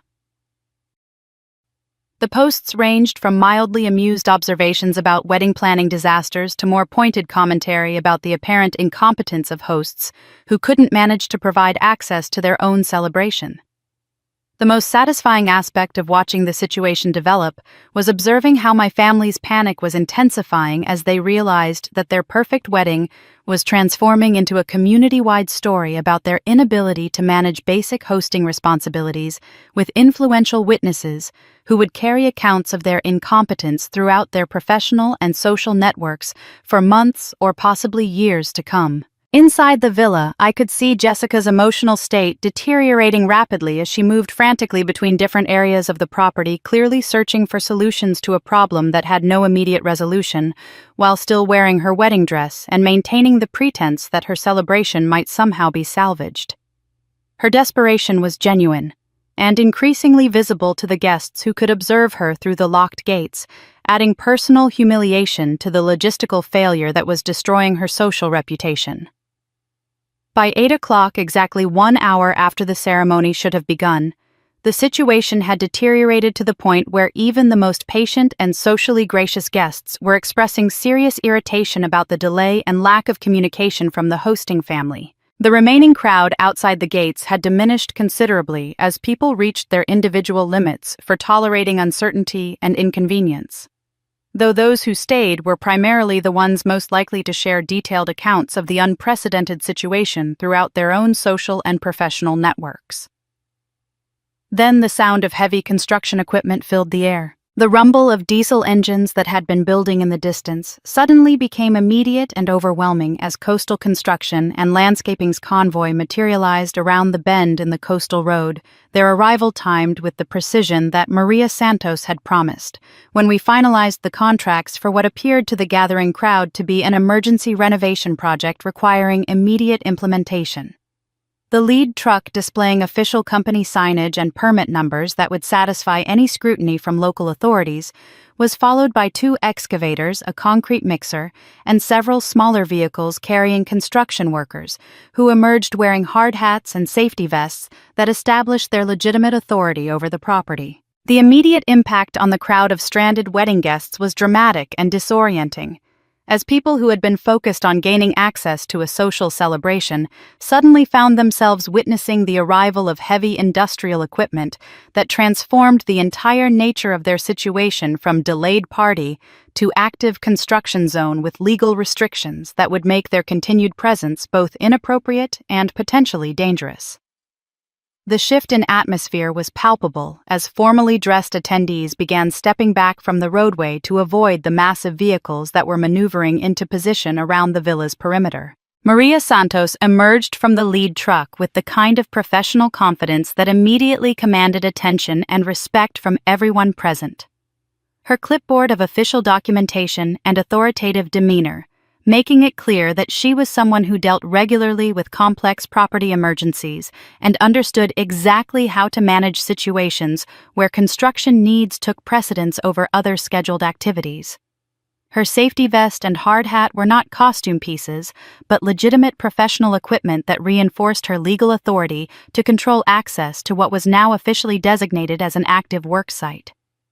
Ladies and gentlemen, I need everyone to clear this area immediately for safety reasons, Maria announced in a voice that carried clearly over the murmur of confused conversations and the mechanical sounds of construction equipment being positioned. We have emergency permits for pool renovation and structural repairs that require immediate attention due to safety compliance issues, and this entire property is now designated as a restricted construction zone with no public access permitted under city regulations. The authority with which she delivered this announcement, combined with the obvious legitimacy of the construction permits she was displaying, created an immediate shift in how the gathered guests understood their situation. They were no longer simply experiencing a delayed wedding celebration, but were being officially excluded from property that had become subject to emergency safety restrictions that took legal precedence over any social events that might have been previously scheduled. The reaction from the remaining guests was a mixture of shock, confusion, and growing understanding that they were witnessing something far more significant than a simple venue malfunction or family miscommunication. The presence of legitimate construction equipment and official permits made it impossible to dismiss the situation as a temporary delay that might be resolved through patience or negotiation, as people began processing the implications of being told that the property was now legally inaccessible for safety reasons. From inside the villa grounds, I could observe my family's response to the construction crew's arrival through my binoculars, and their expressions of complete shock and disbelief were everything I had hoped to achieve when I planned this moment of revelation. Jessica, still wearing her wedding dress, was standing near the main house with her mouth literally open as she watched heavy machinery being positioned around the property that she had assumed was completely under her control for the weekend. Dad's reaction was more immediate and aggressive as he rushed toward the villa's main gate to confront Maria about what he clearly believed was some kind of catastrophic mistake that could be quickly resolved through explanation and possibly financial incentive. I watched him gesticulating frantically, while attempting to speak with Maria through the locked entrance, his body language conveying the kind of desperate urgency that belonged to someone watching their carefully constructed social facade crumble in front of the very people they had been trying to impress.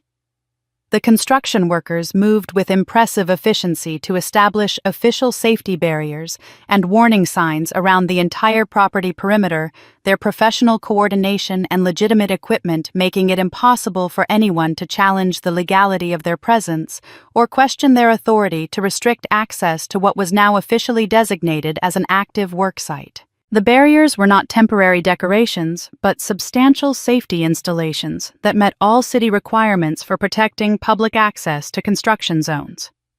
The most psychologically devastating aspect of watching the construction crew's arrival was observing how it transformed my family from confident hosts of an exclusive celebration into helpless bystanders who had lost complete control over their own event while being unable to explain or resolve the situation for their increasingly frustrated and bewildered guests.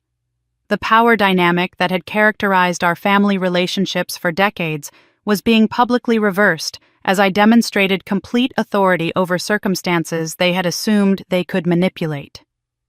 Several of the prominent guests I could identify through my binoculars were beginning to document the unprecedented situation through photographs and videos that would soon appear on social media platforms throughout the community. Lisa Martinez from the Malibu Times was taking professional quality images of the construction signs and safety barriers, while other attendees were capturing the obvious distress of the wedding family who remained trapped inside the villa grounds while their celebration disintegrated in real time. The social media documentation was particularly satisfying to observe as guests began sharing photos of construction equipment with captions that ranged from sympathetic commentary about wedding disasters to more pointed observations about the apparent deception involved in inviting people to a celebration at a venue that was apparently subject to emergency safety restrictions.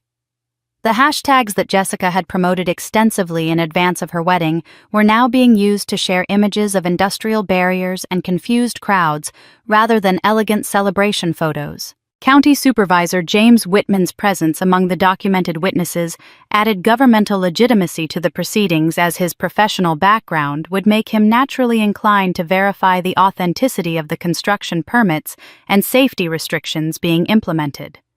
His involvement would ensure that any subsequent questions about the legality of the work would be answered by someone with direct knowledge of municipal permit processes and emergency safety protocols. Detective Lieutenant Sarah Kim was engaging in what appeared to be professional consultation with Maria Santos about the documentation and permits that authorized the construction work. Her law enforcement background, making her automatically suspicious of any situation that might involve fraud or deception. Her examination of the paperwork would provide independent verification that everything unfolding was completely legal and properly authorized through appropriate municipal channels. The departure of additional guests accelerated as people realized that the construction activity was not a temporary inconvenience that might be quickly resolved, but a legitimate safety restriction that would prevent any wedding celebration from proceeding as scheduled.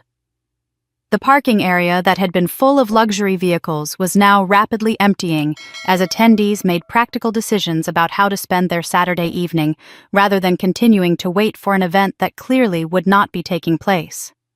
Mom's emotional breakdown was becoming visible even from my distant observation point as she moved frantically between different areas of the villa grounds, while still wearing her elegant mother-of-the-bride outfit that now seemed grotesquely inappropriate for the industrial chaos that was systematically destroying her daughter's perfect celebration. Her attempts to maintain gracious host behavior toward the remaining guests were obviously futile, given that she had no control over the circumstances that were preventing the wedding from proceeding. The construction crew's systematic establishment of the work site included positioning excavators near the pool area that was clearly visible from the main entrance, creating obvious justification for the safety restrictions that were preventing public access to the property. The heavy equipment was not merely decorative but represented legitimate renovation work that had been properly planned and permitted through all appropriate municipal channels. The irony of Jessica's situation was becoming increasingly apparent as she remained trapped inside the villa wearing her wedding dress, while the celebration she had spent months planning was being systematically dismantled by circumstances that appeared to be completely beyond her family's control or understanding. Her investment in creating the perfect social event was being undermined by forces that had never been subject to her influence or manipulation. The contrast between the construction workers' calm professionalism and my family's obvious panic created a visual representation of competence versus chaos that was being captured and shared by multiple witnesses who would ensure that the story spread throughout the community long after the immediate crisis had been resolved. The documentation would create a permanent record of the evening when the Thompson family's social pretensions were publicly exposed and systematically destroyed. But the biggest shock was still waiting inside the villa. The arrival of James Morrison, my attorney, at exactly 9 o'clock, provided the final legal component that would transform the evening from chaotic wedding disaster into documented case of family fraud and deception. James emerged from his sedan carrying a briefcase and official documents, his professional appearance and obvious legal authority immediately drawing attention from the remaining guests, who were still gathered outside the villa gates, trying to understand what had happened to Jessica's celebration. James approached the crowd with the kind of measured confidence that belonged to someone delivering information that would clarify a complex situation, though not necessarily in ways that would be welcome to all parties involved. He positioned himself near the main gate, where his voice would carry clearly to the assembled guests, many of whom were still recording the unfolding events on their phones and sharing updates on social media platforms. "Ladies and gentlemen, I'm James Morrison, attorney for Sarah Michelle Thompson, the sole legal owner of this property." He announced, his voice carrying the formal authority that came from years of delivering legal pronouncements in challenging circumstances. "I've been asked to clarify the legal status of this evening's events for everyone who has been affected by the confusion regarding venue access." The immediate attention his announcement received from the remaining guests was complete and focused as people realized they were about to receive official information that would explain the unprecedented situation they had been witnessing. Several guests moved closer to the gate to ensure they could hear every detail of what promised to be significant legal revelations about the property ownership and event authorization. This property, including the main residence and all grounds, is owned exclusively by Ms. Sarah Thompson, with no co-owners' liens or legal claims from any other parties. James continued, consulting his documents while speaking with the kind of precision that left no room for misinterpretation. "Ms. Thompson has not signed any contracts, agreements, or authorizations permitting the use of this property for wedding celebrations or any other events." The impact of his words on the assembled crowd was immediate and dramatic as guests began processing the implications of what they were hearing and realizing that they had been invited to an event that the property owner had never actually authorized. Murmurs of confusion and growing anger rippled through the group as people understood that they had been deceived about the basic legitimacy of the celebration they had been asked to attend. "Furthermore," James continued, "no rental agreements, event contracts, or venue authorizations exist between Ms. Thompson and any members of the Thompson family or their representatives. The invitation and scheduling of this evening's celebration appears to have been conducted without the knowledge or consent of the property owner."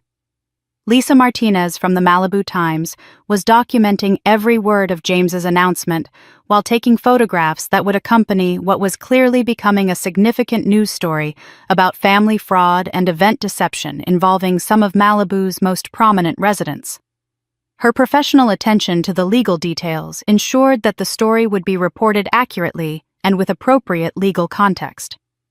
The reaction from inside the villa was visible even from my distant observation point as my family members gathered near the gate to hear James's pronouncements and began displaying the kind of shock and panic that came from watching their carefully constructed deception exposed in front of the very people they had been trying to impress. Jessica's wedding dress seemed almost grotesque in the context of what was being revealed about the fraudulent nature of her celebration.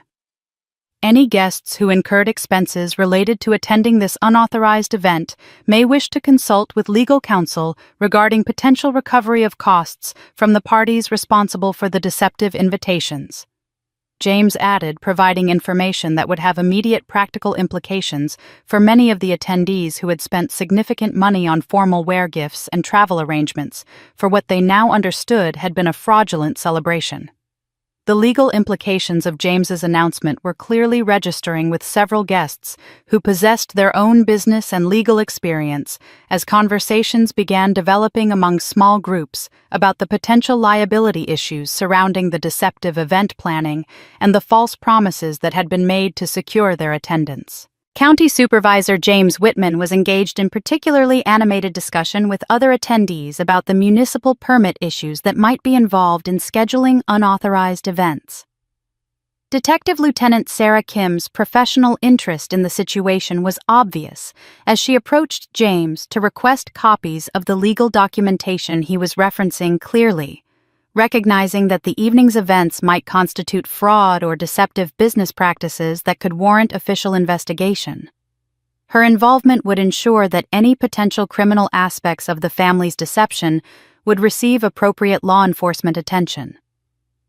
The social media documentation of James's legal announcement was spreading rapidly as guests shared videos and detailed accounts of the property ownership revelations with their own followers and social networks. The hashtags associated with Jessica's wedding were now being used to share information about family fraud and deceptive event planning rather than celebration photos, ensuring that the story would reach far beyond the people who had been physically present. The departure of the remaining guests accelerated significantly as people realized that they had been deceived about fundamental aspects of the event they had been invited to attend, with many expressing obvious anger about the time and money they had wasted on what they now understood had been an elaborate fraud perpetrated by the hosting family. The parking area that had been full of luxury vehicles earlier in the evening was now nearly empty, as people made rapid decisions to distance themselves from the unfolding scandal. Inside the villa, I could see my parents attempting to approach the gate to speak with James, presumably to challenge his legal pronouncements or negotiate some kind of resolution that might salvage their social standing. However, the construction barriers and official safety restrictions prevented them from reaching the area where James was speaking, leaving them trapped inside the property while their reputation was systematically destroyed in front of their intended audience. Jessica's emotional state had deteriorated to the point where she was clearly having a complete breakdown, her carefully planned wedding day having transformed into public humiliation and legal exposure that would follow her family for years to come. The contrast between her bridal preparation and the reality of her situation created a surreal image that several guests were capturing and sharing through social media platforms. The most telling aspect of watching the crowd's reaction to James's revelations was observing how quickly former friends and social connections distanced themselves from my family once the deceptive nature of their behavior became clear. People who had arrived expecting to celebrate with the Thompson family were now openly expressing anger about being manipulated and deceived, creating social consequences that would extend far beyond the immediate legal implications. And then the groom disappeared. Michael Rodriguez's sudden absence from the villa grounds became apparent to the remaining guests before my family even realized their groom had vanished, as several people began asking about his whereabouts when it became clear that someone needed to address the growing legal and social crisis that was destroying what remained of the wedding celebration. Through my binoculars, I could see guests looking around for Michael, expecting him to emerge and provide some explanation or take control of a situation that had spiraled completely beyond anyone's ability to manage or contain. The discovery of his departure came when Jessica, still in her wedding dress, but now completely disheveled from hours of emotional breakdown, began searching frantically for her fiancé, in the hope that he might somehow provide a solution to the nightmare her perfect day had become. I watched her move desperately through the villa grounds, calling his name with increasing panic, as she realized that the man who was supposed to be her partner in facing this crisis had simply disappeared without explanation or goodbye. The search for Michael revealed that he had taken not only his personal belongings, but also several expensive items from the villa that Jessica had assumed were wedding gifts intended for their future together. His overnight bag was gone from the guest room where he had been staying, along with a vintage watch collection that had belonged to my grandfather and several pieces of jewelry that Jessica had been planning to wear during their honeymoon. The systematic nature of his departure suggested careful planning rather than impulsive reaction to the evening's unexpected developments. More devastating was the discovery that Michael had withdrawn the maximum daily limit from Jessica's bank account using her debit card, which she had given him earlier in the week to handle last-minute wedding expenses. The timing of the withdrawal, which had occurred during the construction crew's arrival, indicated that he had recognized the implications of the evening's events and made immediate practical preparations for his exit, while Jessica was still focused on trying to salvage her celebration. The revelation of Michael's financial theft and abandonment transformed Jessica's emotional state from panicked distress to something approaching complete psychological collapse as she realized that the man she had planned to marry had been using her family's perceived wealth and social status as the primary motivation for their relationship. The wedding dress that had represented her dreams of romantic fulfillment now seemed like a costume for a performance that had been based entirely on deception and exploitation. The impact on my parents was equally devastating, though their response focused more on the social implications of having a groom abandon their daughter in front of prominent community members than on Jessica's emotional trauma. Dad's primary concern seemed to be managing the public relations disaster that was continuing to unfold in real time, while Mom struggled to process the implications of having invested months of planning and substantial financial resources in a celebration for a man who had apparently never intended to follow through with his commitments. The remaining guests were witnessing not just a wedding cancellation, but a complete family meltdown that revealed layers of deception and dysfunction far beyond the property ownership issues that had initially disrupted the celebration. Michael's abandonment added a cruel emotional dimension to what had already been an unprecedented social disaster, transforming the evening from an embarrassing logistical failure into a profound personal betrayal that would define Jessica's romantic history. Lisa Martinez from the Malibu Times was documenting Michael's disappearance with the same professional thoroughness she had applied to the earlier legal revelations, recognizing that the groom's abandonment represented a significant escalation in the story that would make it even more compelling for her readers. The combination of family fraud, property deception, and romantic betrayal created exactly the kind of complex human drama that generated extensive media coverage and community discussion. The social media documentation of Michael's disappearance spread rapidly as guests shared updates about the groom's abandonment with their followers, adding another layer of humiliation to an evening that had already destroyed my family's social reputation throughout the community. The hashtags associated with Jessica's wedding were now being used to discuss romantic fraud and financial exploitation, in addition to the property and legal issues that had emerged earlier. Detective Lieutenant Sarah Kim's professional interest in the situation intensified when the financial theft became apparent as Michael's actions potentially constituted criminal fraud that would warrant official investigation and possible charges. Her presence ensured that the evening's events would receive appropriate law enforcement attention, particularly regarding the systematic financial exploitation that appeared to have been Michael's primary motivation for the relationship. The most heartbreaking aspect of watching Jessica's realization about Michael's true intentions was observing how completely she had been deceived about the nature of their relationship and his feelings toward her. The evidence of his planning and calculation in exploiting her family's circumstances revealed a level of manipulation that went far beyond simple opportunism into deliberate emotional and financial fraud that had been sustained over months of fake romantic commitment. The departure of the last remaining guests accelerated as people realized that they were witnessing not just a failed celebration, but a complete family breakdown involving fraud, abandonment, and financial theft that made continued presence inappropriate and potentially legally complicated. The few people who remained were primarily those with professional obligations to document the events or official responsibilities to investigate the various criminal and civil issues that had emerged. My parents' attempts to maintain some dignity in front of the departing guests were increasingly futile as the scope of the disaster continued expanding beyond anything they could reasonably explain or excuse. Their social standing, which had been built carefully over years of community involvement and relationship cultivation, was being destroyed in a single evening through a combination of their own deception and the cascading consequences of circumstances they had never anticipated. Jessica's realization that she had been systematically exploited by someone she had trusted completely added a personal dimension to the evening's revelations that made her emotional breakdown even more painful to witness, even from my position as the architect of the family's exposure.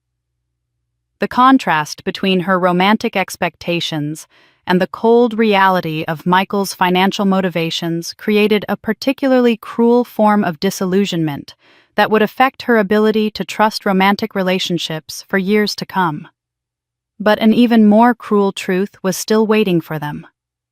The revelation that would push my family's disgrace beyond any possibility of redemption came at exactly 10:15, when I decided the time had arrived to deliver the financial documentation that would expose the full scope of their fraudulent behavior to the remaining witnesses. I made my way down from my observation point and approached the villa gates for the first time that evening, carrying a manila envelope containing bank records and legal documents that would destroy whatever credibility my parents still possessed with their extended family and community connections. My arrival at the scene generated immediate attention from the approximately 30 people who remained outside the villa, including several family members who had been desperately trying to reach me by phone throughout the evening's escalating disasters. The combination of relief at my appearance and anger about my perceived abandonment of the family during their crisis created a volatile emotional atmosphere that would make the impact of my revelations even more devastating. "Sarah, thank God you're finally here," Dad called through the gate, his voice carrying a mixture of desperation and reproach that suggested he viewed my absence as a betrayal of family loyalty during their most difficult hour. "We need you to explain to these people that there's been some kind of terrible misunderstanding about the property ownership and event authorization." His assumption that I would provide explanations that would somehow salvage their reputation revealed how completely he misunderstood my role in the evening's events and my current emotional state regarding their treatment of me over the years. The expectation that I would rescue them from consequences of their own deception demonstrated the same entitled thinking that had motivated their original demands for my villa.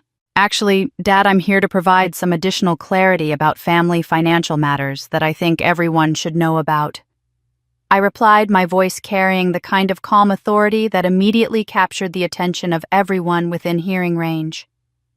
"I have documentation that explains how some of the family's financial obligations have been managed over the years."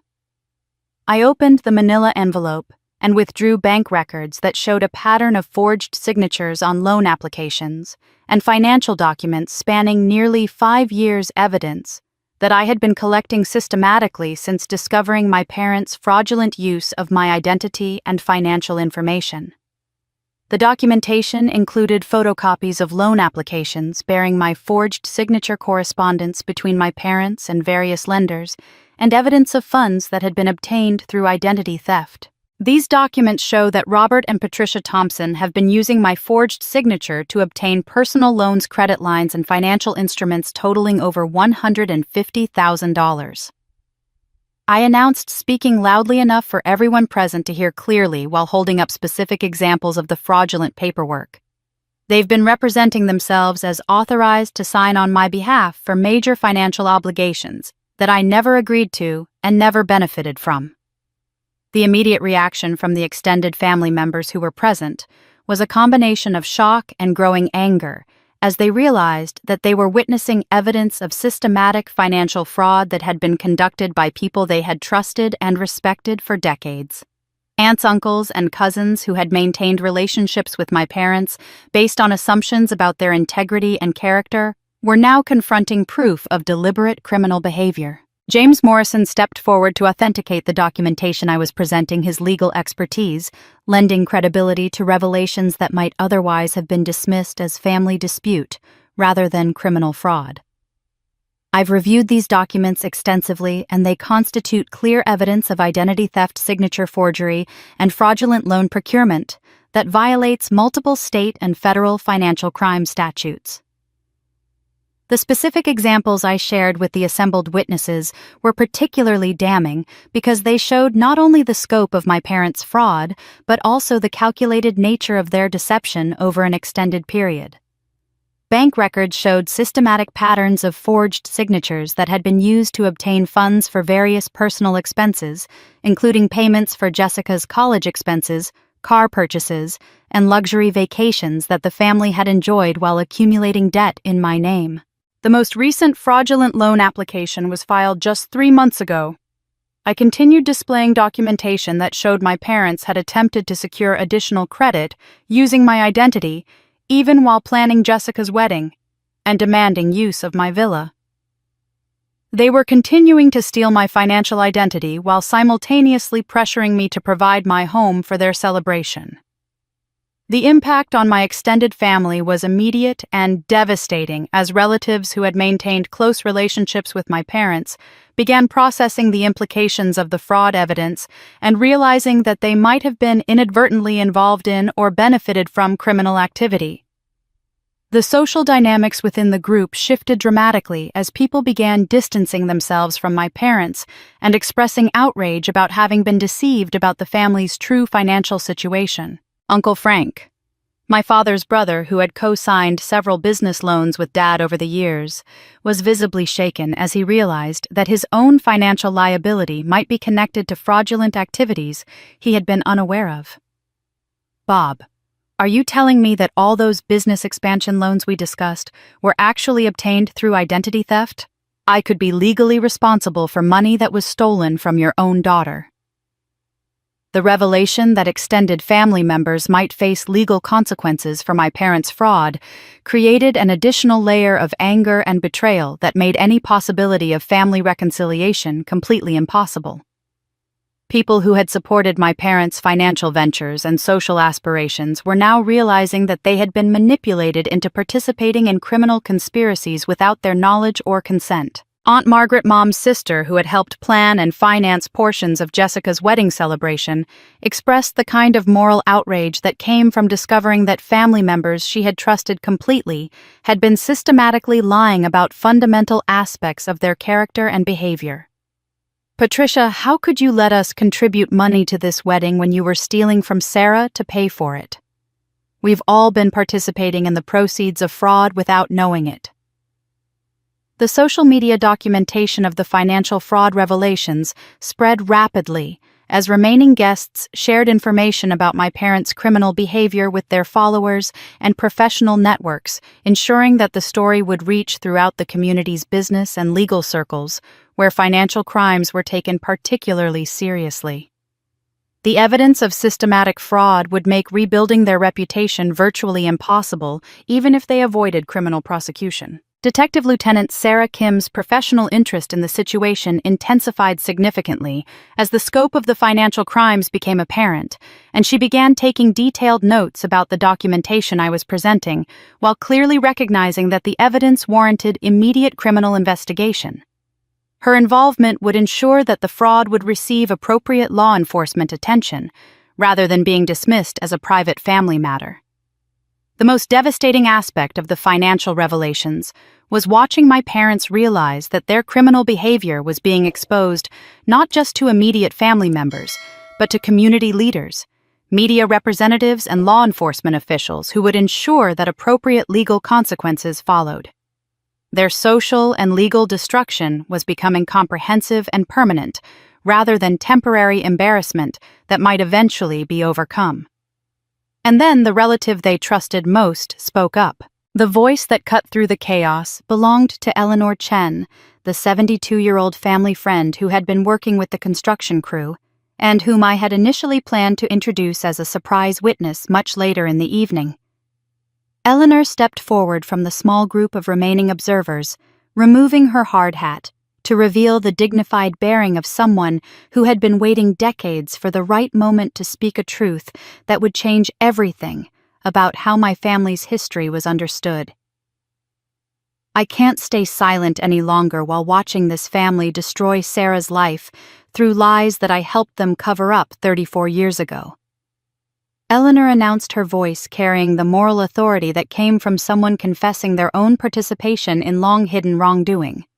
That villa doesn't just legally belong to Sarah through purchase. It was always supposed to be hers through inheritance, but Robert and Patricia have been hiding the truth about her parentage and her rightful claim to family property for her entire life. The immediate impact of Eleanor's words on everyone present was profound and disorienting, as people struggled to process revelations that recontextualized everything they thought they knew about my family's history and my relationship to the property that had become the center of the evening's conflicts. My parents' faces displayed the kind of shock that came from watching their most carefully guarded secrets exposed by someone they had trusted to maintain their deception. Sarah is not Robert and Patricia's biological daughter. Eleanor continued, withdrawing a manila envelope from her jacket that contained documentation she had apparently been carrying for years while waiting for the right moment to reveal the truth. She is the daughter of Robert's brother, Michael Thompson, and his wife, Catherine, who died in a car accident when Sarah was 18 months old. Robert and Patricia were supposed to be temporary guardians until proper adoption arrangements could be made through the family trust. The genealogical revelation created an immediate shift in how everyone present understood the family dynamics that had been playing out throughout the evening as relatives began processing the implications of learning that I was actually their niece rather than Robert and Patricia's daughter, and that my treatment by the people I had believed were my parents represented a much more serious form of abuse than simple favoritism. Eleanor's documentation included original birth certificates, death certificates for my biological parents, and legal papers establishing the trust fund that had been created for my benefit following my parents' deaths. The trust documents showed that my biological parents had owned significant property and financial assets, including the land where my villa now stood, and that these assets were supposed to have been held in trust for my benefit until I reached adulthood.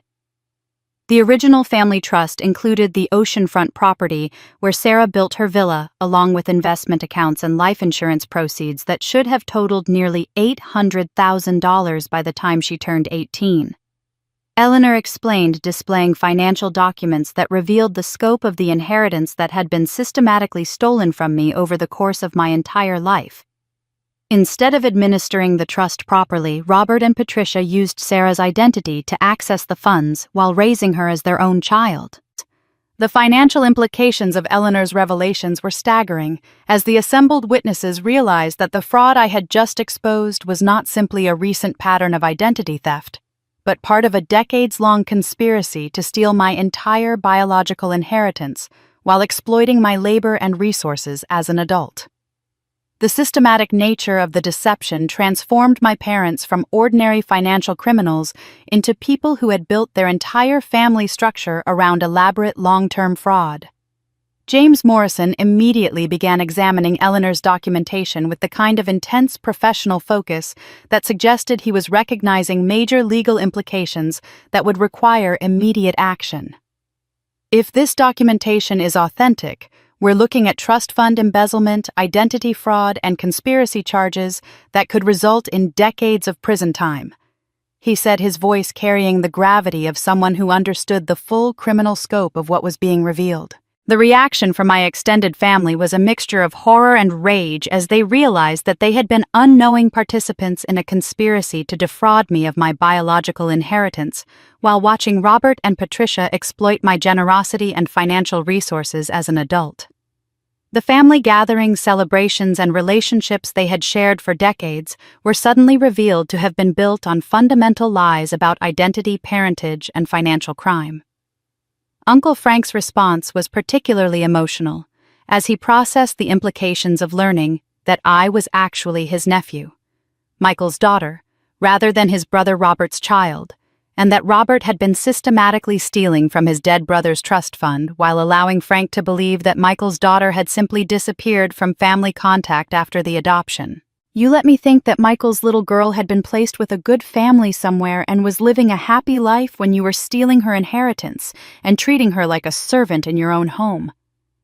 The social media documentation of Eleanor's revelations spread immediately, as the remaining witnesses shared information about the family's decades-long conspiracy involving trust fund theft, identity fraud, and the systematic abuse of an orphaned child who had grown up believing her abusers were her parents. The story was evolving from wedding disaster into a complex criminal case that would attract regional and possibly national media attention. Detective Lieutenant Sarah Kim's professional assessment of the situation became much more serious as the scope of the criminal activity became apparent, and she began coordinating with other law enforcement agencies that would need to be involved in investigating trust fund embezzlement and conspiracy charges that crossed multiple jurisdictions and involved substantial financial crimes spanning decades. The transformation in how everyone present viewed me was immediate and dramatic, as I shifted from being perceived as someone who had sabotaged her family's celebration to being recognized as the victim of systematic abuse and financial exploitation, who had finally found the courage and resources to expose decades of criminal behavior. The sympathy and support that began emerging from the remaining witnesses felt surreal after years of being treated as the family problem rather than the family victim. My parents' attempts to deny or minimize Eleanor's revelations were completely futile in the face of comprehensive documentation and the testimony of someone who had been present during the original trust arrangements and had witnessed their systematic violation of their legal and moral obligations to protect my inheritance and welfare. The most satisfying aspect of watching the family's reaction to Eleanor's revelations was observing how completely their social and legal position had collapsed beyond any possibility of recovery or rehabilitation. As community members, family relatives, and law enforcement officials all recognized that they were dealing with sophisticated criminals rather than simply dysfunctional parents. But I wasn't stopping there. The complete reversal of power that I had orchestrated through months of careful planning reached its emotional crescendo when my father, Robert Thompson, the man who had stolen my inheritance and dismissed my worth for 34 years, slowly lowered himself to his knees on the gravel driveway outside my villa's locked gates. His expensive wedding suit, which had been perfectly pressed just hours earlier when he believed himself to be hosting the social event of the season, was now wrinkled and stained from the evening's escalating disasters, creating a visual representation of how thoroughly his carefully constructed facade had crumbled under the weight of exposed truth.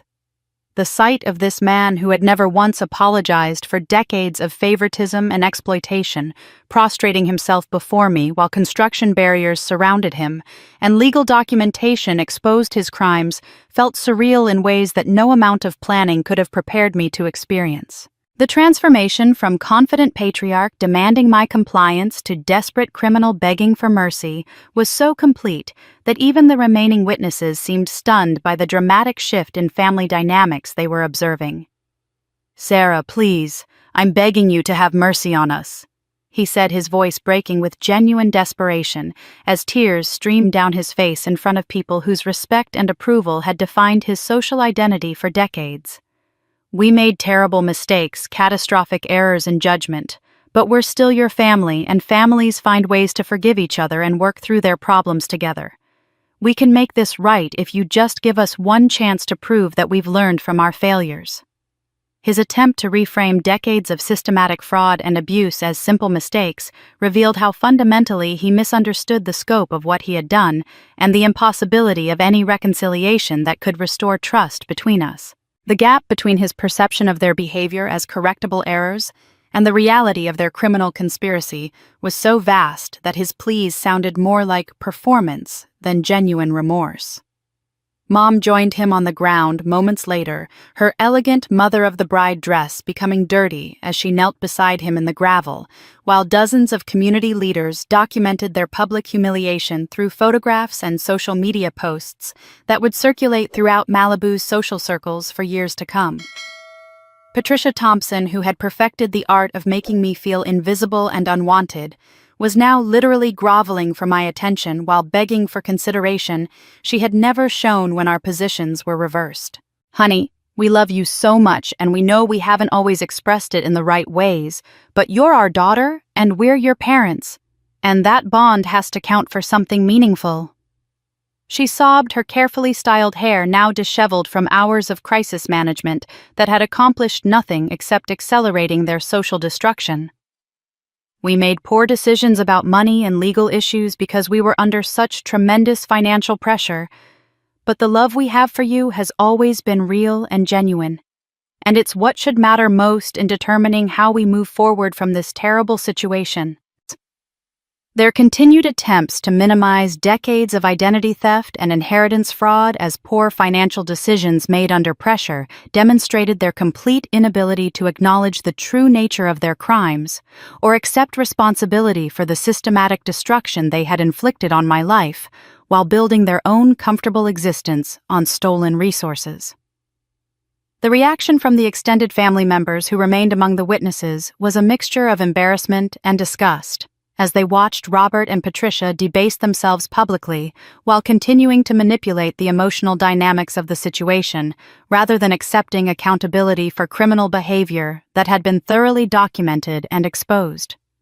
Relatives who had maintained relationships with them for decades were witnessing a complete breakdown of dignity that made continued association both socially and morally impossible. Jessica's response to watching her parents kneel in the dirt while begging for forgiveness was perhaps the most psychologically devastating aspect of the evening's revelations, as she finally began processing the full scope of how their deception and criminal activity had destroyed not just my life, but her own future prospects and social standing within the community she had worked so hard to impress. Her wedding dress, which had represented dreams of romantic fulfillment and social triumph just hours earlier, now seemed like a costume for a tragedy that had been building for years. "This is all your fault," Jessica screamed at our parents, her voice carrying the kind of uncontrolled rage that came from someone whose entire understanding of reality had been shattered by discovering that the people she trusted most had been systematically lying about fundamental aspects of their family's history and financial situation. "You destroyed my wedding. You destroyed my relationship. You ruined my reputation in front of everyone who matters in this community. And now I find out that everything I thought I knew about our family's success was built on lies and stolen money." Her accusations revealed a complete transformation in how she understood family dynamics, as she began recognizing that her privileged position had been funded through criminal activity and that her social standing was now permanently damaged by association with systematic fraud that would follow her for the rest of her life. The realization that she had been an unknowing beneficiary of stolen inheritance money was adding layers of guilt and shame to her anger about the destruction of her carefully planned celebration. "You made me complicit in stealing from Sarah without ever telling me the truth about what you were doing or where our money was really coming from." Jessica continued, her voice becoming increasingly hysterical as she processed the implications of having built her entire adult lifestyle around resources that had been obtained through criminal conspiracy. "Every car you bought me, every tuition payment you made, every vacation we took as a family, every advantage I've had in life was paid for with money that belonged to Sarah. I've been living off stolen funds my entire life, and now everyone in Malibu knows it." The family unity that they had attempted to maintain in the face of public exposure was crumbling as Jessica turned against the parents who had created the situation, recognizing that their criminal behavior had made her an unwitting participant in systematic fraud that would define her social identity throughout the community for years to come. The bonds that had held our dysfunctional family together were disintegrating under the weight of revealed truth and unavoidable consequences. Uncle Frank's intervention added another dimension to the family's public breakdown as he approached the gate to express his own outrage about having been deceived into participating in what he now understood had been a criminal conspiracy involving trust fund embezzlement and identity theft. "Bob, you let me co-sign business loans and make family investments based on completely false information about your financial situation and Sarah's legal status. You've made me potentially liable for criminal activity that I never would have supported if I had known the truth about what you were doing." The realization that their deception had implicated extended family members in potential criminal liability created additional layers of anger and betrayal that made any possibility of family reconciliation completely impossible, as people who had trusted and supported them for decades began calculating their own legal exposure and financial risk from having unknowingly participated in fraudulent activities. My own response to their desperate pleas and emotional manipulation was characterized by a calmness that surprised even me, as I felt no satisfaction in their suffering, but also no inclination toward the forgiveness they were demanding. The years of therapy and personal growth that had prepared me for this moment had taught me to recognize their behavior patterns and protect myself from being drawn back into cycles of abuse disguised as family loyalty and obligation. "The family was broken long ago," I said, my voice carrying clearly to everyone present while maintaining the kind of composed authority that came from finally understanding my own worth and refusing to accept responsibility for damage I had not created. "Today is just the day that everyone else gets to see what I've been living with for 34 years. You don't get to steal someone's entire life, destroy their sense of identity and belonging, exploit their generosity while treating them like a burden, and then expect forgiveness simply because you've finally been caught and held accountable for your actions. The finality in my response seemed to crush whatever hope my parents had maintained that they could somehow manipulate their way out of the consequences they were facing, and their continued pleas became increasingly desperate and incoherent as they realized that their former victim was no longer vulnerable to the emotional manipulation and guilt tactics that had controlled our family dynamics for decades. Eleanor Chen's presence, as both witness and historical validator, provided crucial context that helped everyone understand how long this deception had been maintained and how thoroughly my entire life had been constructed around lies that were finally being corrected through public accountability and legal intervention. Her documentation of the original crimes and her testimony about my biological parents' intentions for my inheritance gave weight to the justice that was finally being achieved. The remaining witnesses were documenting every aspect of my family's emotional breakdown through photographs and social media posts that would ensure the story continued spreading throughout the community long after the evening ended, creating a permanent record of their public humiliation and criminal exposure that would follow them for the rest of their lives, regardless of whatever legal consequences they might face. Detective Lieutenant Sarah Kim was coordinating with additional law enforcement personnel who had arrived to begin the formal investigation process that would lead to criminal charges, arrest warrants, and legal proceedings that would determine how many years my parents would spend in prison for their decades of fraud, identity theft, and systematic abuse of someone they had been entrusted to protect and nurture. The contrast between my composed demeanor and my family's complete emotional collapse was being noted and documented by everyone present as people realized they were witnessing someone who had not only survived systematic abuse, but had developed the strength and intelligence necessary to expose her abusers and achieve justice through legal and social channels, rather than personal vengeance or destructive retaliation. And I was preparing to deliver the final crushing blow. The moment had arrived to transform what could have been perceived as personal vengeance into something far more meaningful and socially constructive, elevating the evening's events from family drama into a powerful statement about justice, community responsibility, and the protection of vulnerable individuals who had experienced similar abuse and systematic exploitation. Standing before the assembled witnesses, media representatives, law enforcement officials, and remaining family members, I prepared to announce a decision that would recontextualize everything that had transpired and demonstrate that my motivations extended far beyond personal satisfaction into genuine social reform and healing. I want everyone here to understand that tonight's events were never about revenge, personal vindication, or destroying my family for the satisfaction of watching them suffer. I began my voice carrying clearly to all the remaining witnesses while maintaining the composed authority that had characterized my demeanor throughout the evening's carefully orchestrated revelations. They were about establishing accountability for systematic abuse, exposing criminal behavior that has been hidden for decades, and ensuring that other victims of family financial exploitation have access to resources and support necessary to seek justice for themselves. The immediate attention my announcement received was complete and focused as people realized I was about to provide context that would explain the careful planning, legal precision, and moral foundation that had characterized every aspect of the evening's events. The journalists present recognized that they were witnessing a story that extended far beyond local family drama into broader social issues about elder abuse, inheritance, fraud, financial exploitation, and the protection of vulnerable family members who often suffer in silence. Effective immediately, I am donating this villa and all surrounding property to establish the Catherine Thompson Foundation for Family Financial Abuse Survivors.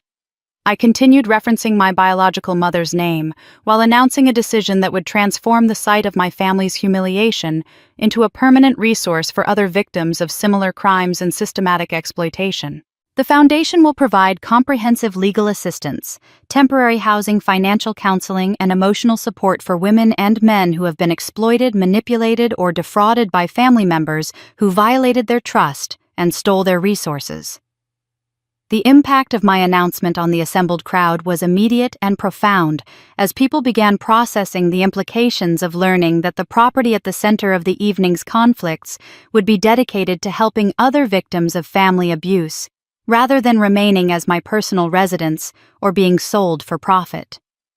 The moral dimension of my decision elevated my actions from personal justice to social advocacy in ways that would resonate throughout the community and inspire other victims to seek help and accountability. Lisa Martinez from the Malibu Times was documenting my announcement with obvious recognition that the charitable foundation represented a significant development that would transform how the story was perceived and reported by media outlets throughout the region and beyond.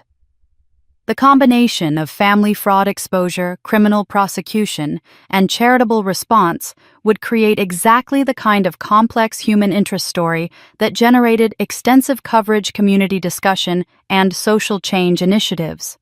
The foundation will work closely with law enforcement agencies, legal professionals, and social services organizations to identify patterns of family financial abuse and provide resources for successful prosecution of these crimes. I explained, outlining a mission that would extend my personal experience into systematic social change and prevention programs. Too many victims remain silent and isolated because they lack the resources, knowledge, or emotional support necessary to seek justice against family members who exploit their trust, steal their inheritance, or manipulate their financial security. Eleanor Chen's emotional response to hearing my biological mother's name associated with the foundation was visible and deeply moving as she realized that the property where Catherine Thompson's daughter had been systematically abused and exploited would now serve as a place of healing support and empowerment for other victims of similar crimes.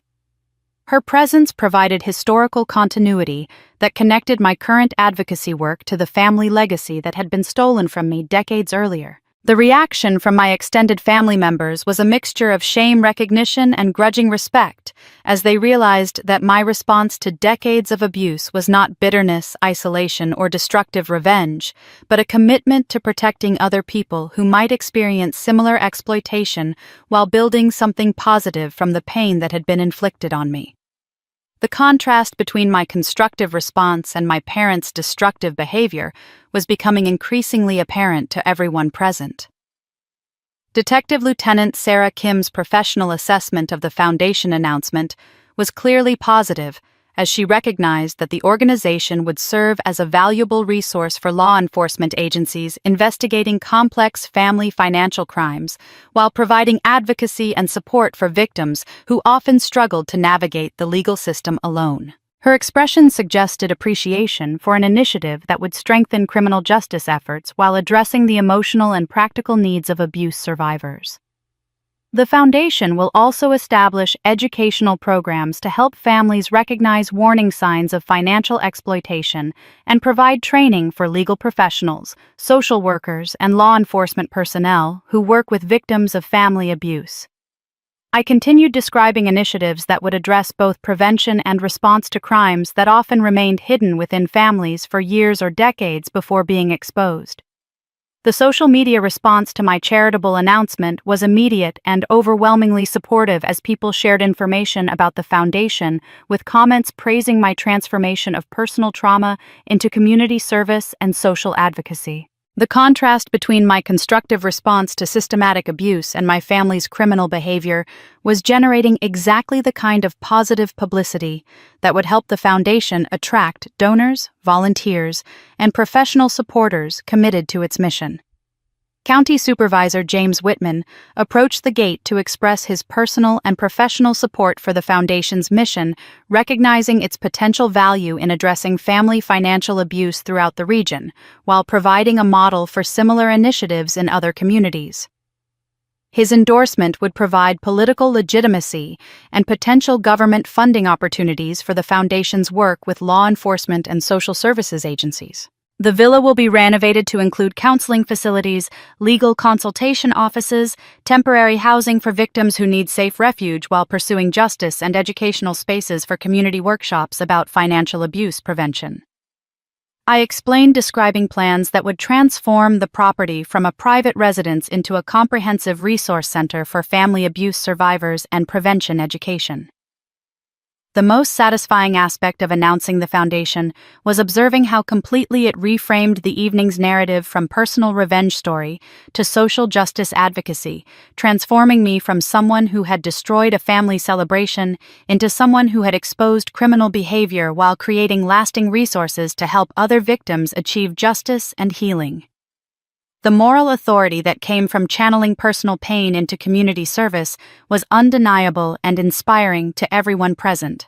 My parents' continued pleas for forgiveness and family reconciliation became increasingly pathetic and inappropriate in the context of my announcement about using their crimes as motivation for helping other victims, as people realized that they were witnessing someone whose response to systematic abuse was protecting others rather than seeking personal gain or satisfaction from their abuser's suffering.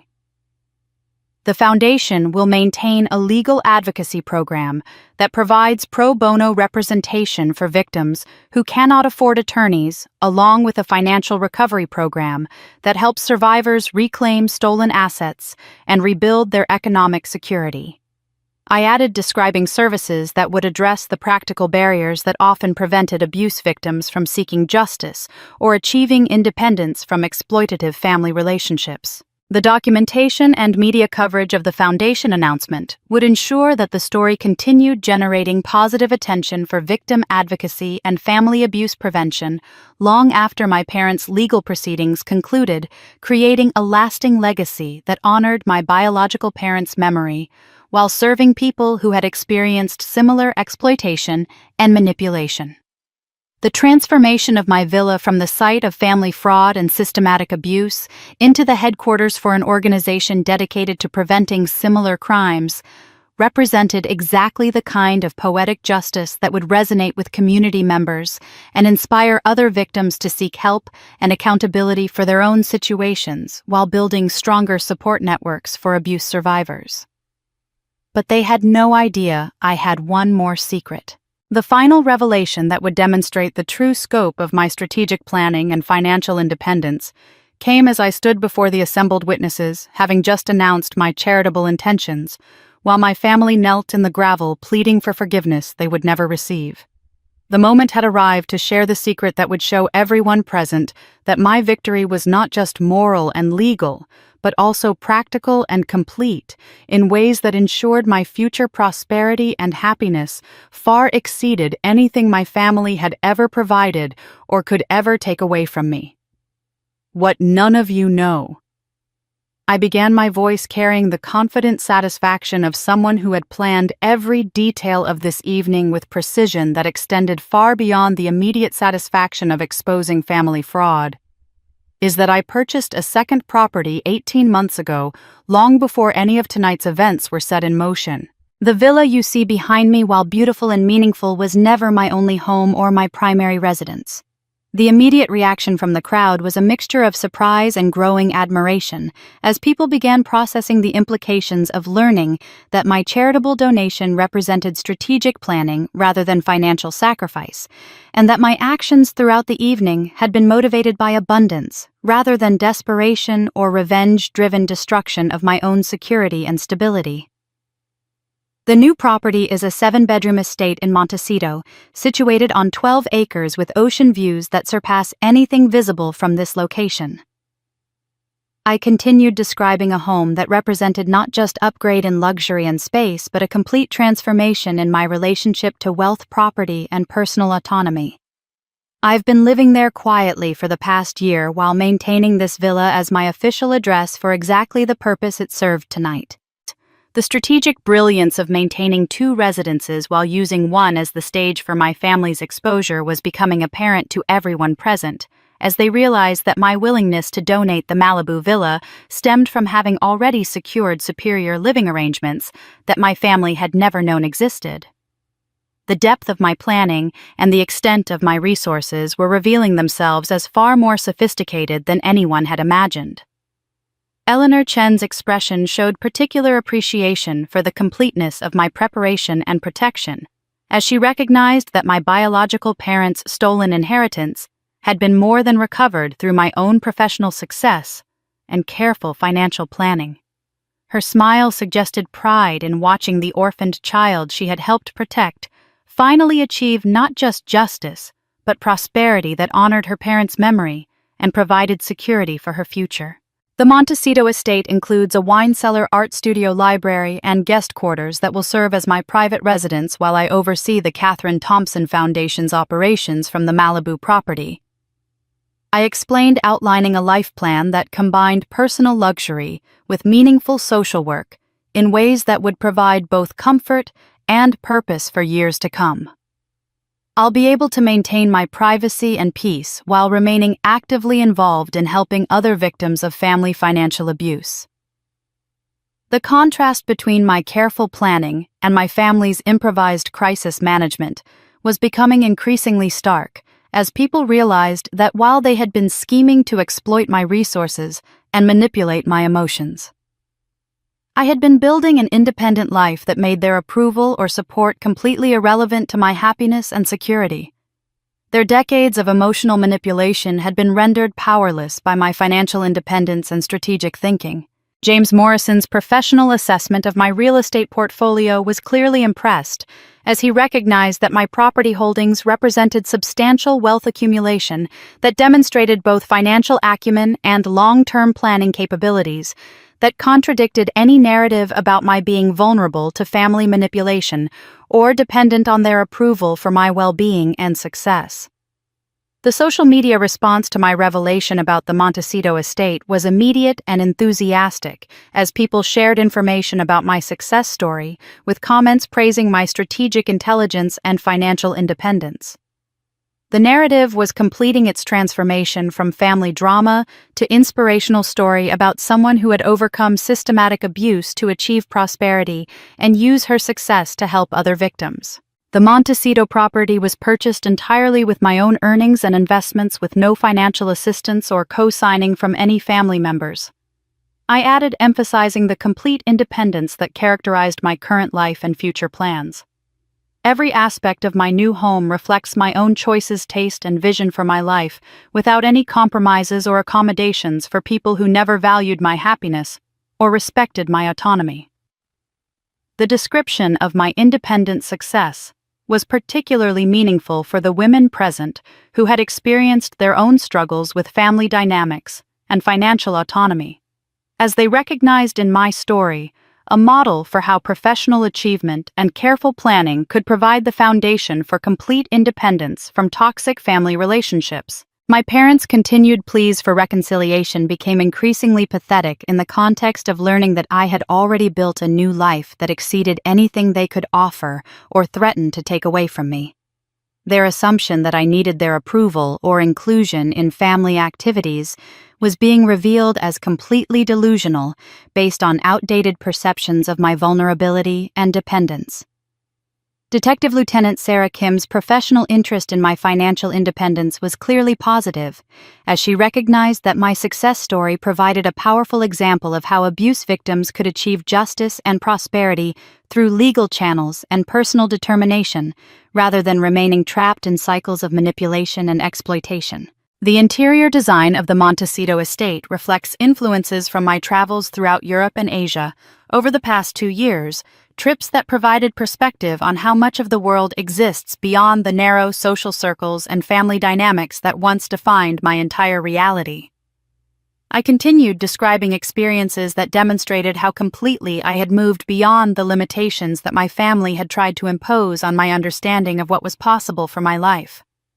The revelation that I had been traveling internationally while maintaining the appearance of local focus and family dedication showed the extent to which I had been living a double life that protected my true interests and experiences from family interference and manipulation. Their assumption that they understood my life and limitations was being revealed as completely inaccurate. County Supervisor James Whitman's response to learning about my Montecito residence was clearly impressed, as he recognized that my property holdings placed me among the region's most successful residents, and that my charitable work would be supported by substantial personal resources that ensured the foundation's long-term sustainability and effectiveness. The wine cellar includes collections from Napa Valley, Tuscany, and Bordeaux that represent both investment portfolio diversification and personal enjoyment of experiences that my family never introduced me to or encouraged me to explore.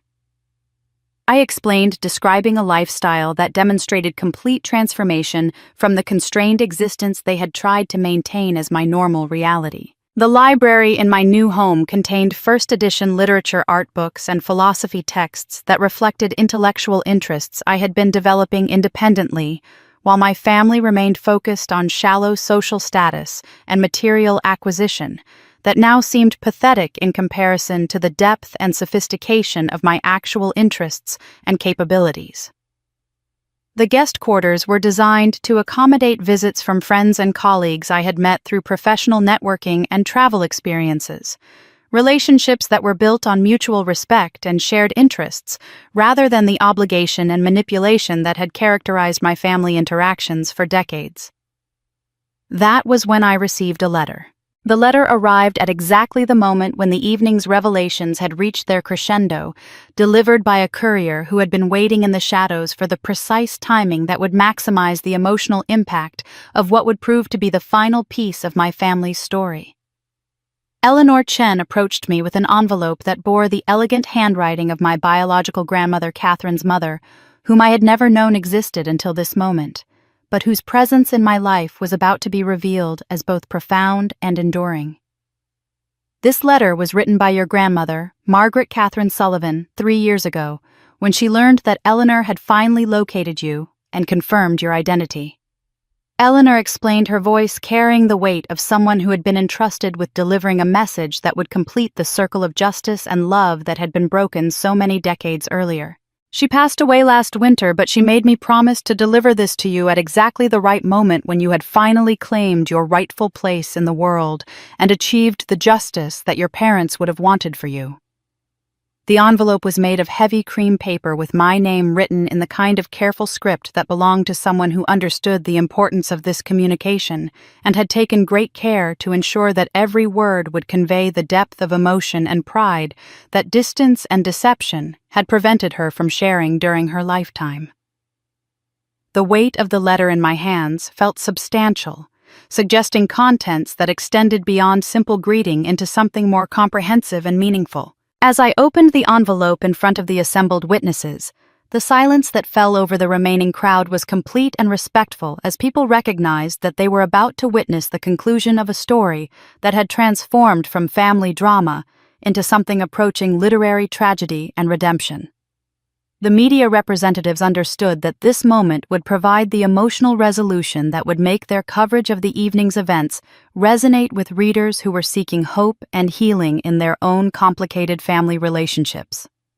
The letter itself was written on matching stationery in the same elegant handwriting, with words that had been chosen carefully to provide comfort, validation, and guidance to a granddaughter who had grown up believing she was alone in the world, while struggling against family members who had stolen not just her inheritance, but her connection to people who would have loved her unconditionally throughout her life. My dearest Sarah.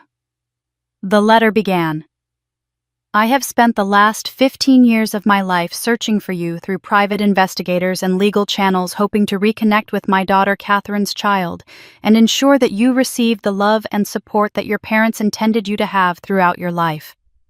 Learning about the deception and abuse you have endured has broken my heart, while simultaneously filling me with pride at the strength and character you have developed, despite circumstances that would have destroyed many people. The immediate emotional impact of reading words from a grandmother who had been searching for me while I believed myself completely alone in my struggle against family exploitation was overwhelming in ways that I had not anticipated. The validation that came from learning that someone had been fighting for me from a distance while I fought for myself in isolation provided a sense of connection and belonging that had been missing from my entire adult life. Your parents, Michael and Catherine, were extraordinary people who built successful businesses and meaningful relationships throughout their community, while always maintaining that family love and support were the most important values anyone could embrace. The letter continued, providing information about my biological parents that gave context to the values and drive that had enabled me to survive and ultimately triumph over the people who had stolen my inheritance and identity. They established trust funds and educational accounts that were intended to ensure your security and provide opportunities for you to pursue whatever dreams and ambitions emerged as you grew into the remarkable woman I always knew you would become. The fact that these resources were stolen from you while you were too young to protect yourself represents a betrayal that would have devastated them, but your success in overcoming that betrayal and achieving prosperity through your own efforts would have made them incredibly proud. The letter went on to describe my biological parents' personalities, interests, and aspirations in ways that helped me understand where my own values and capabilities had originated, providing a sense of genetic and emotional continuity that had been completely absent from my relationship with the people who had raised me, while systematically exploiting my resources and dismissing my worth. Catherine was a brilliant architect who designed homes that prioritized both beauty and functionality, while Michael was an engineer whose innovations in sustainable construction techniques earned recognition throughout California's building industry. My grandmother had written explaining professional achievements that provided context for my own success in technology and strategic planning.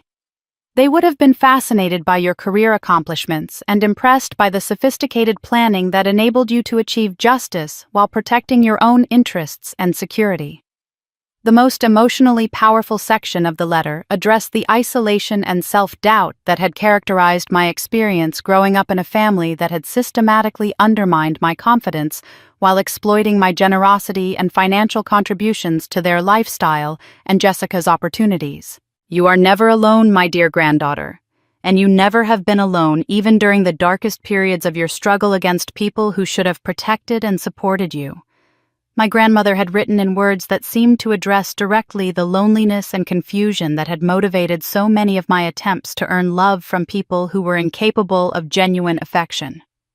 Justice always stands with you, love always surrounds you, and family always supports you even when the people who claim to be your family have failed to honor the obligations that true family relationships require. The letter concluded with practical information about additional inheritance assets that my grandmother had been protecting in accounts that Robert and Patricia had never discovered, including investment portfolios and real estate holdings that would ensure my financial security while providing additional resources for the Catherine Thompson Foundation's mission of helping other victims of family financial abuse. These assets represent not charity or gift, but restoration of what was always rightfully yours, and what your parents intended you to have as foundation for building whatever life would make you happy and fulfilled. The letter explained describing resources that would enable me to expand my charitable work while maintaining the luxurious lifestyle I had created through my own professional success. The reaction from the remaining witnesses to my grandmother's letter was deeply emotional as people recognized that they had witnessed not just the exposure of family fraud, but the restoration of love and connection that had been stolen along with my financial inheritance. The story was completing its transformation from tragedy to triumph in ways that provided hope and inspiration for other people who had experienced family betrayal or abandonment. Eleanor Chen's emotional response to delivering the letter was particularly moving, as she had carried the responsibility of reconnecting me with my biological family's love while watching me endure years of abuse from people who had been entrusted with my care and protection. Her relief at finally completing the mission that my grandmother had assigned to her was visible and profound. The letter also included photographs of my biological parents' grandmother and extended family members who had been searching for me while I grew up, believing myself to be alone and unwanted. The faces in these pictures bore striking resemblances to my own features, providing visual confirmation of genetic connections that had been hidden from me throughout my life.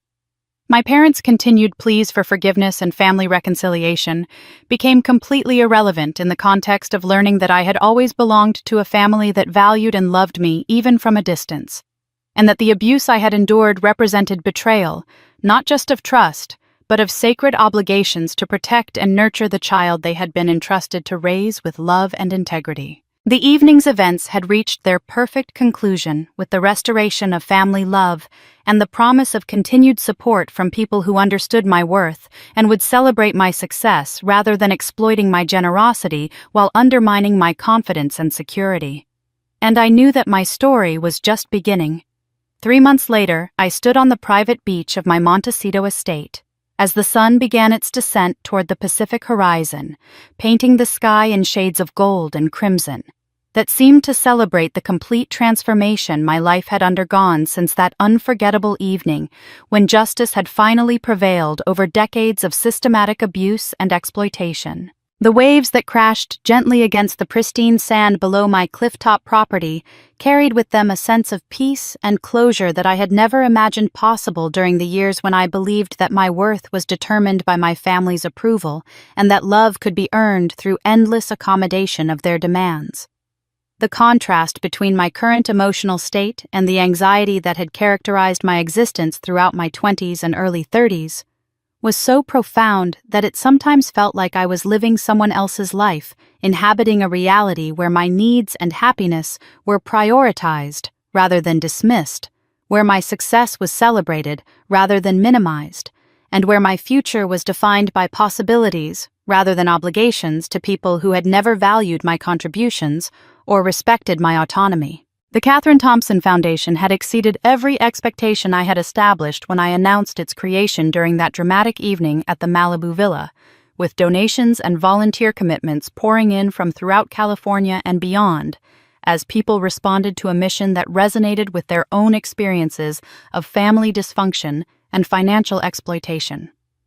The Foundation's legal clinic had already helped 47 victims of family financial abuse pursue criminal charges and civil recovery against relatives who had stolen their inheritance savings or identity, while the temporary housing program had provided safe refuge for 23 women who had escaped families that treated them as financial resources rather than beloved daughters. The media coverage of my story had generated hundreds of letters from women across the country who shared their own experiences of family favoritism, financial exploitation, and emotional abuse, creating a community of survivors who supported each other's healing while working together to prevent similar crimes against vulnerable family members. The Foundation's website had become a resource center where people could find legal guidance, emotional support, and practical assistance for escaping toxic family dynamics that had trapped them in cycles of manipulation and exploitation. Eleanor Chen had become not just a trusted advisor to the Foundation, but a surrogate grandmother whose presence in my life provided the unconditional love and wisdom that had been missing throughout my childhood and young adulthood. Her stories about my biological parents had helped me understand the origins of my values, ambitions, and capabilities, while her consistent encouragement and support had reinforced my confidence in the choices I had made to prioritize justice and healing over revenge and bitterness. The legal proceedings against Robert and Patricia Thompson had concluded with prison sentences that reflected the serious nature of their crimes, while Jessica had negotiated a plea agreement that required her to make restitution for her participation in spending money that had been stolen from my inheritance. The criminal convictions had made recovery of the stolen assets more straightforward, though the financial compensation had been less important to me than the public acknowledgement that their behavior had been criminal rather than simply dysfunctional. Michael Rodriguez had been arrested attempting to board a flight to Mexico with Jessica's jewelry and savings, leading to additional charges for theft and fraud that would keep him incarcerated for several years, while providing closure for Jessica about the true nature of their relationship. His prosecution had revealed a pattern of romantic fraud targeting women from wealthy families, making Jessica one of several victims who had been systematically exploited by someone who specialized in identifying and manipulating vulnerable targets. The transformation of the Malibu Villa into the Foundation's headquarters had been completed with architectural modifications that honored the property's natural beauty while creating functional spaces for counseling services, legal consultations, and support group meetings. The location where my family had planned to celebrate Jessica's fraudulent wedding had become a place where other victims found the courage and resources necessary to seek justice and rebuild their lives with dignity and independence. My professional career had flourished in ways that demonstrated how much energy had been drained by the constant stress of managing toxic family relationships. As my work performance improved dramatically once I was no longer worried about emergency financial requests or emotional manipulation that had previously disrupted my focus and creativity.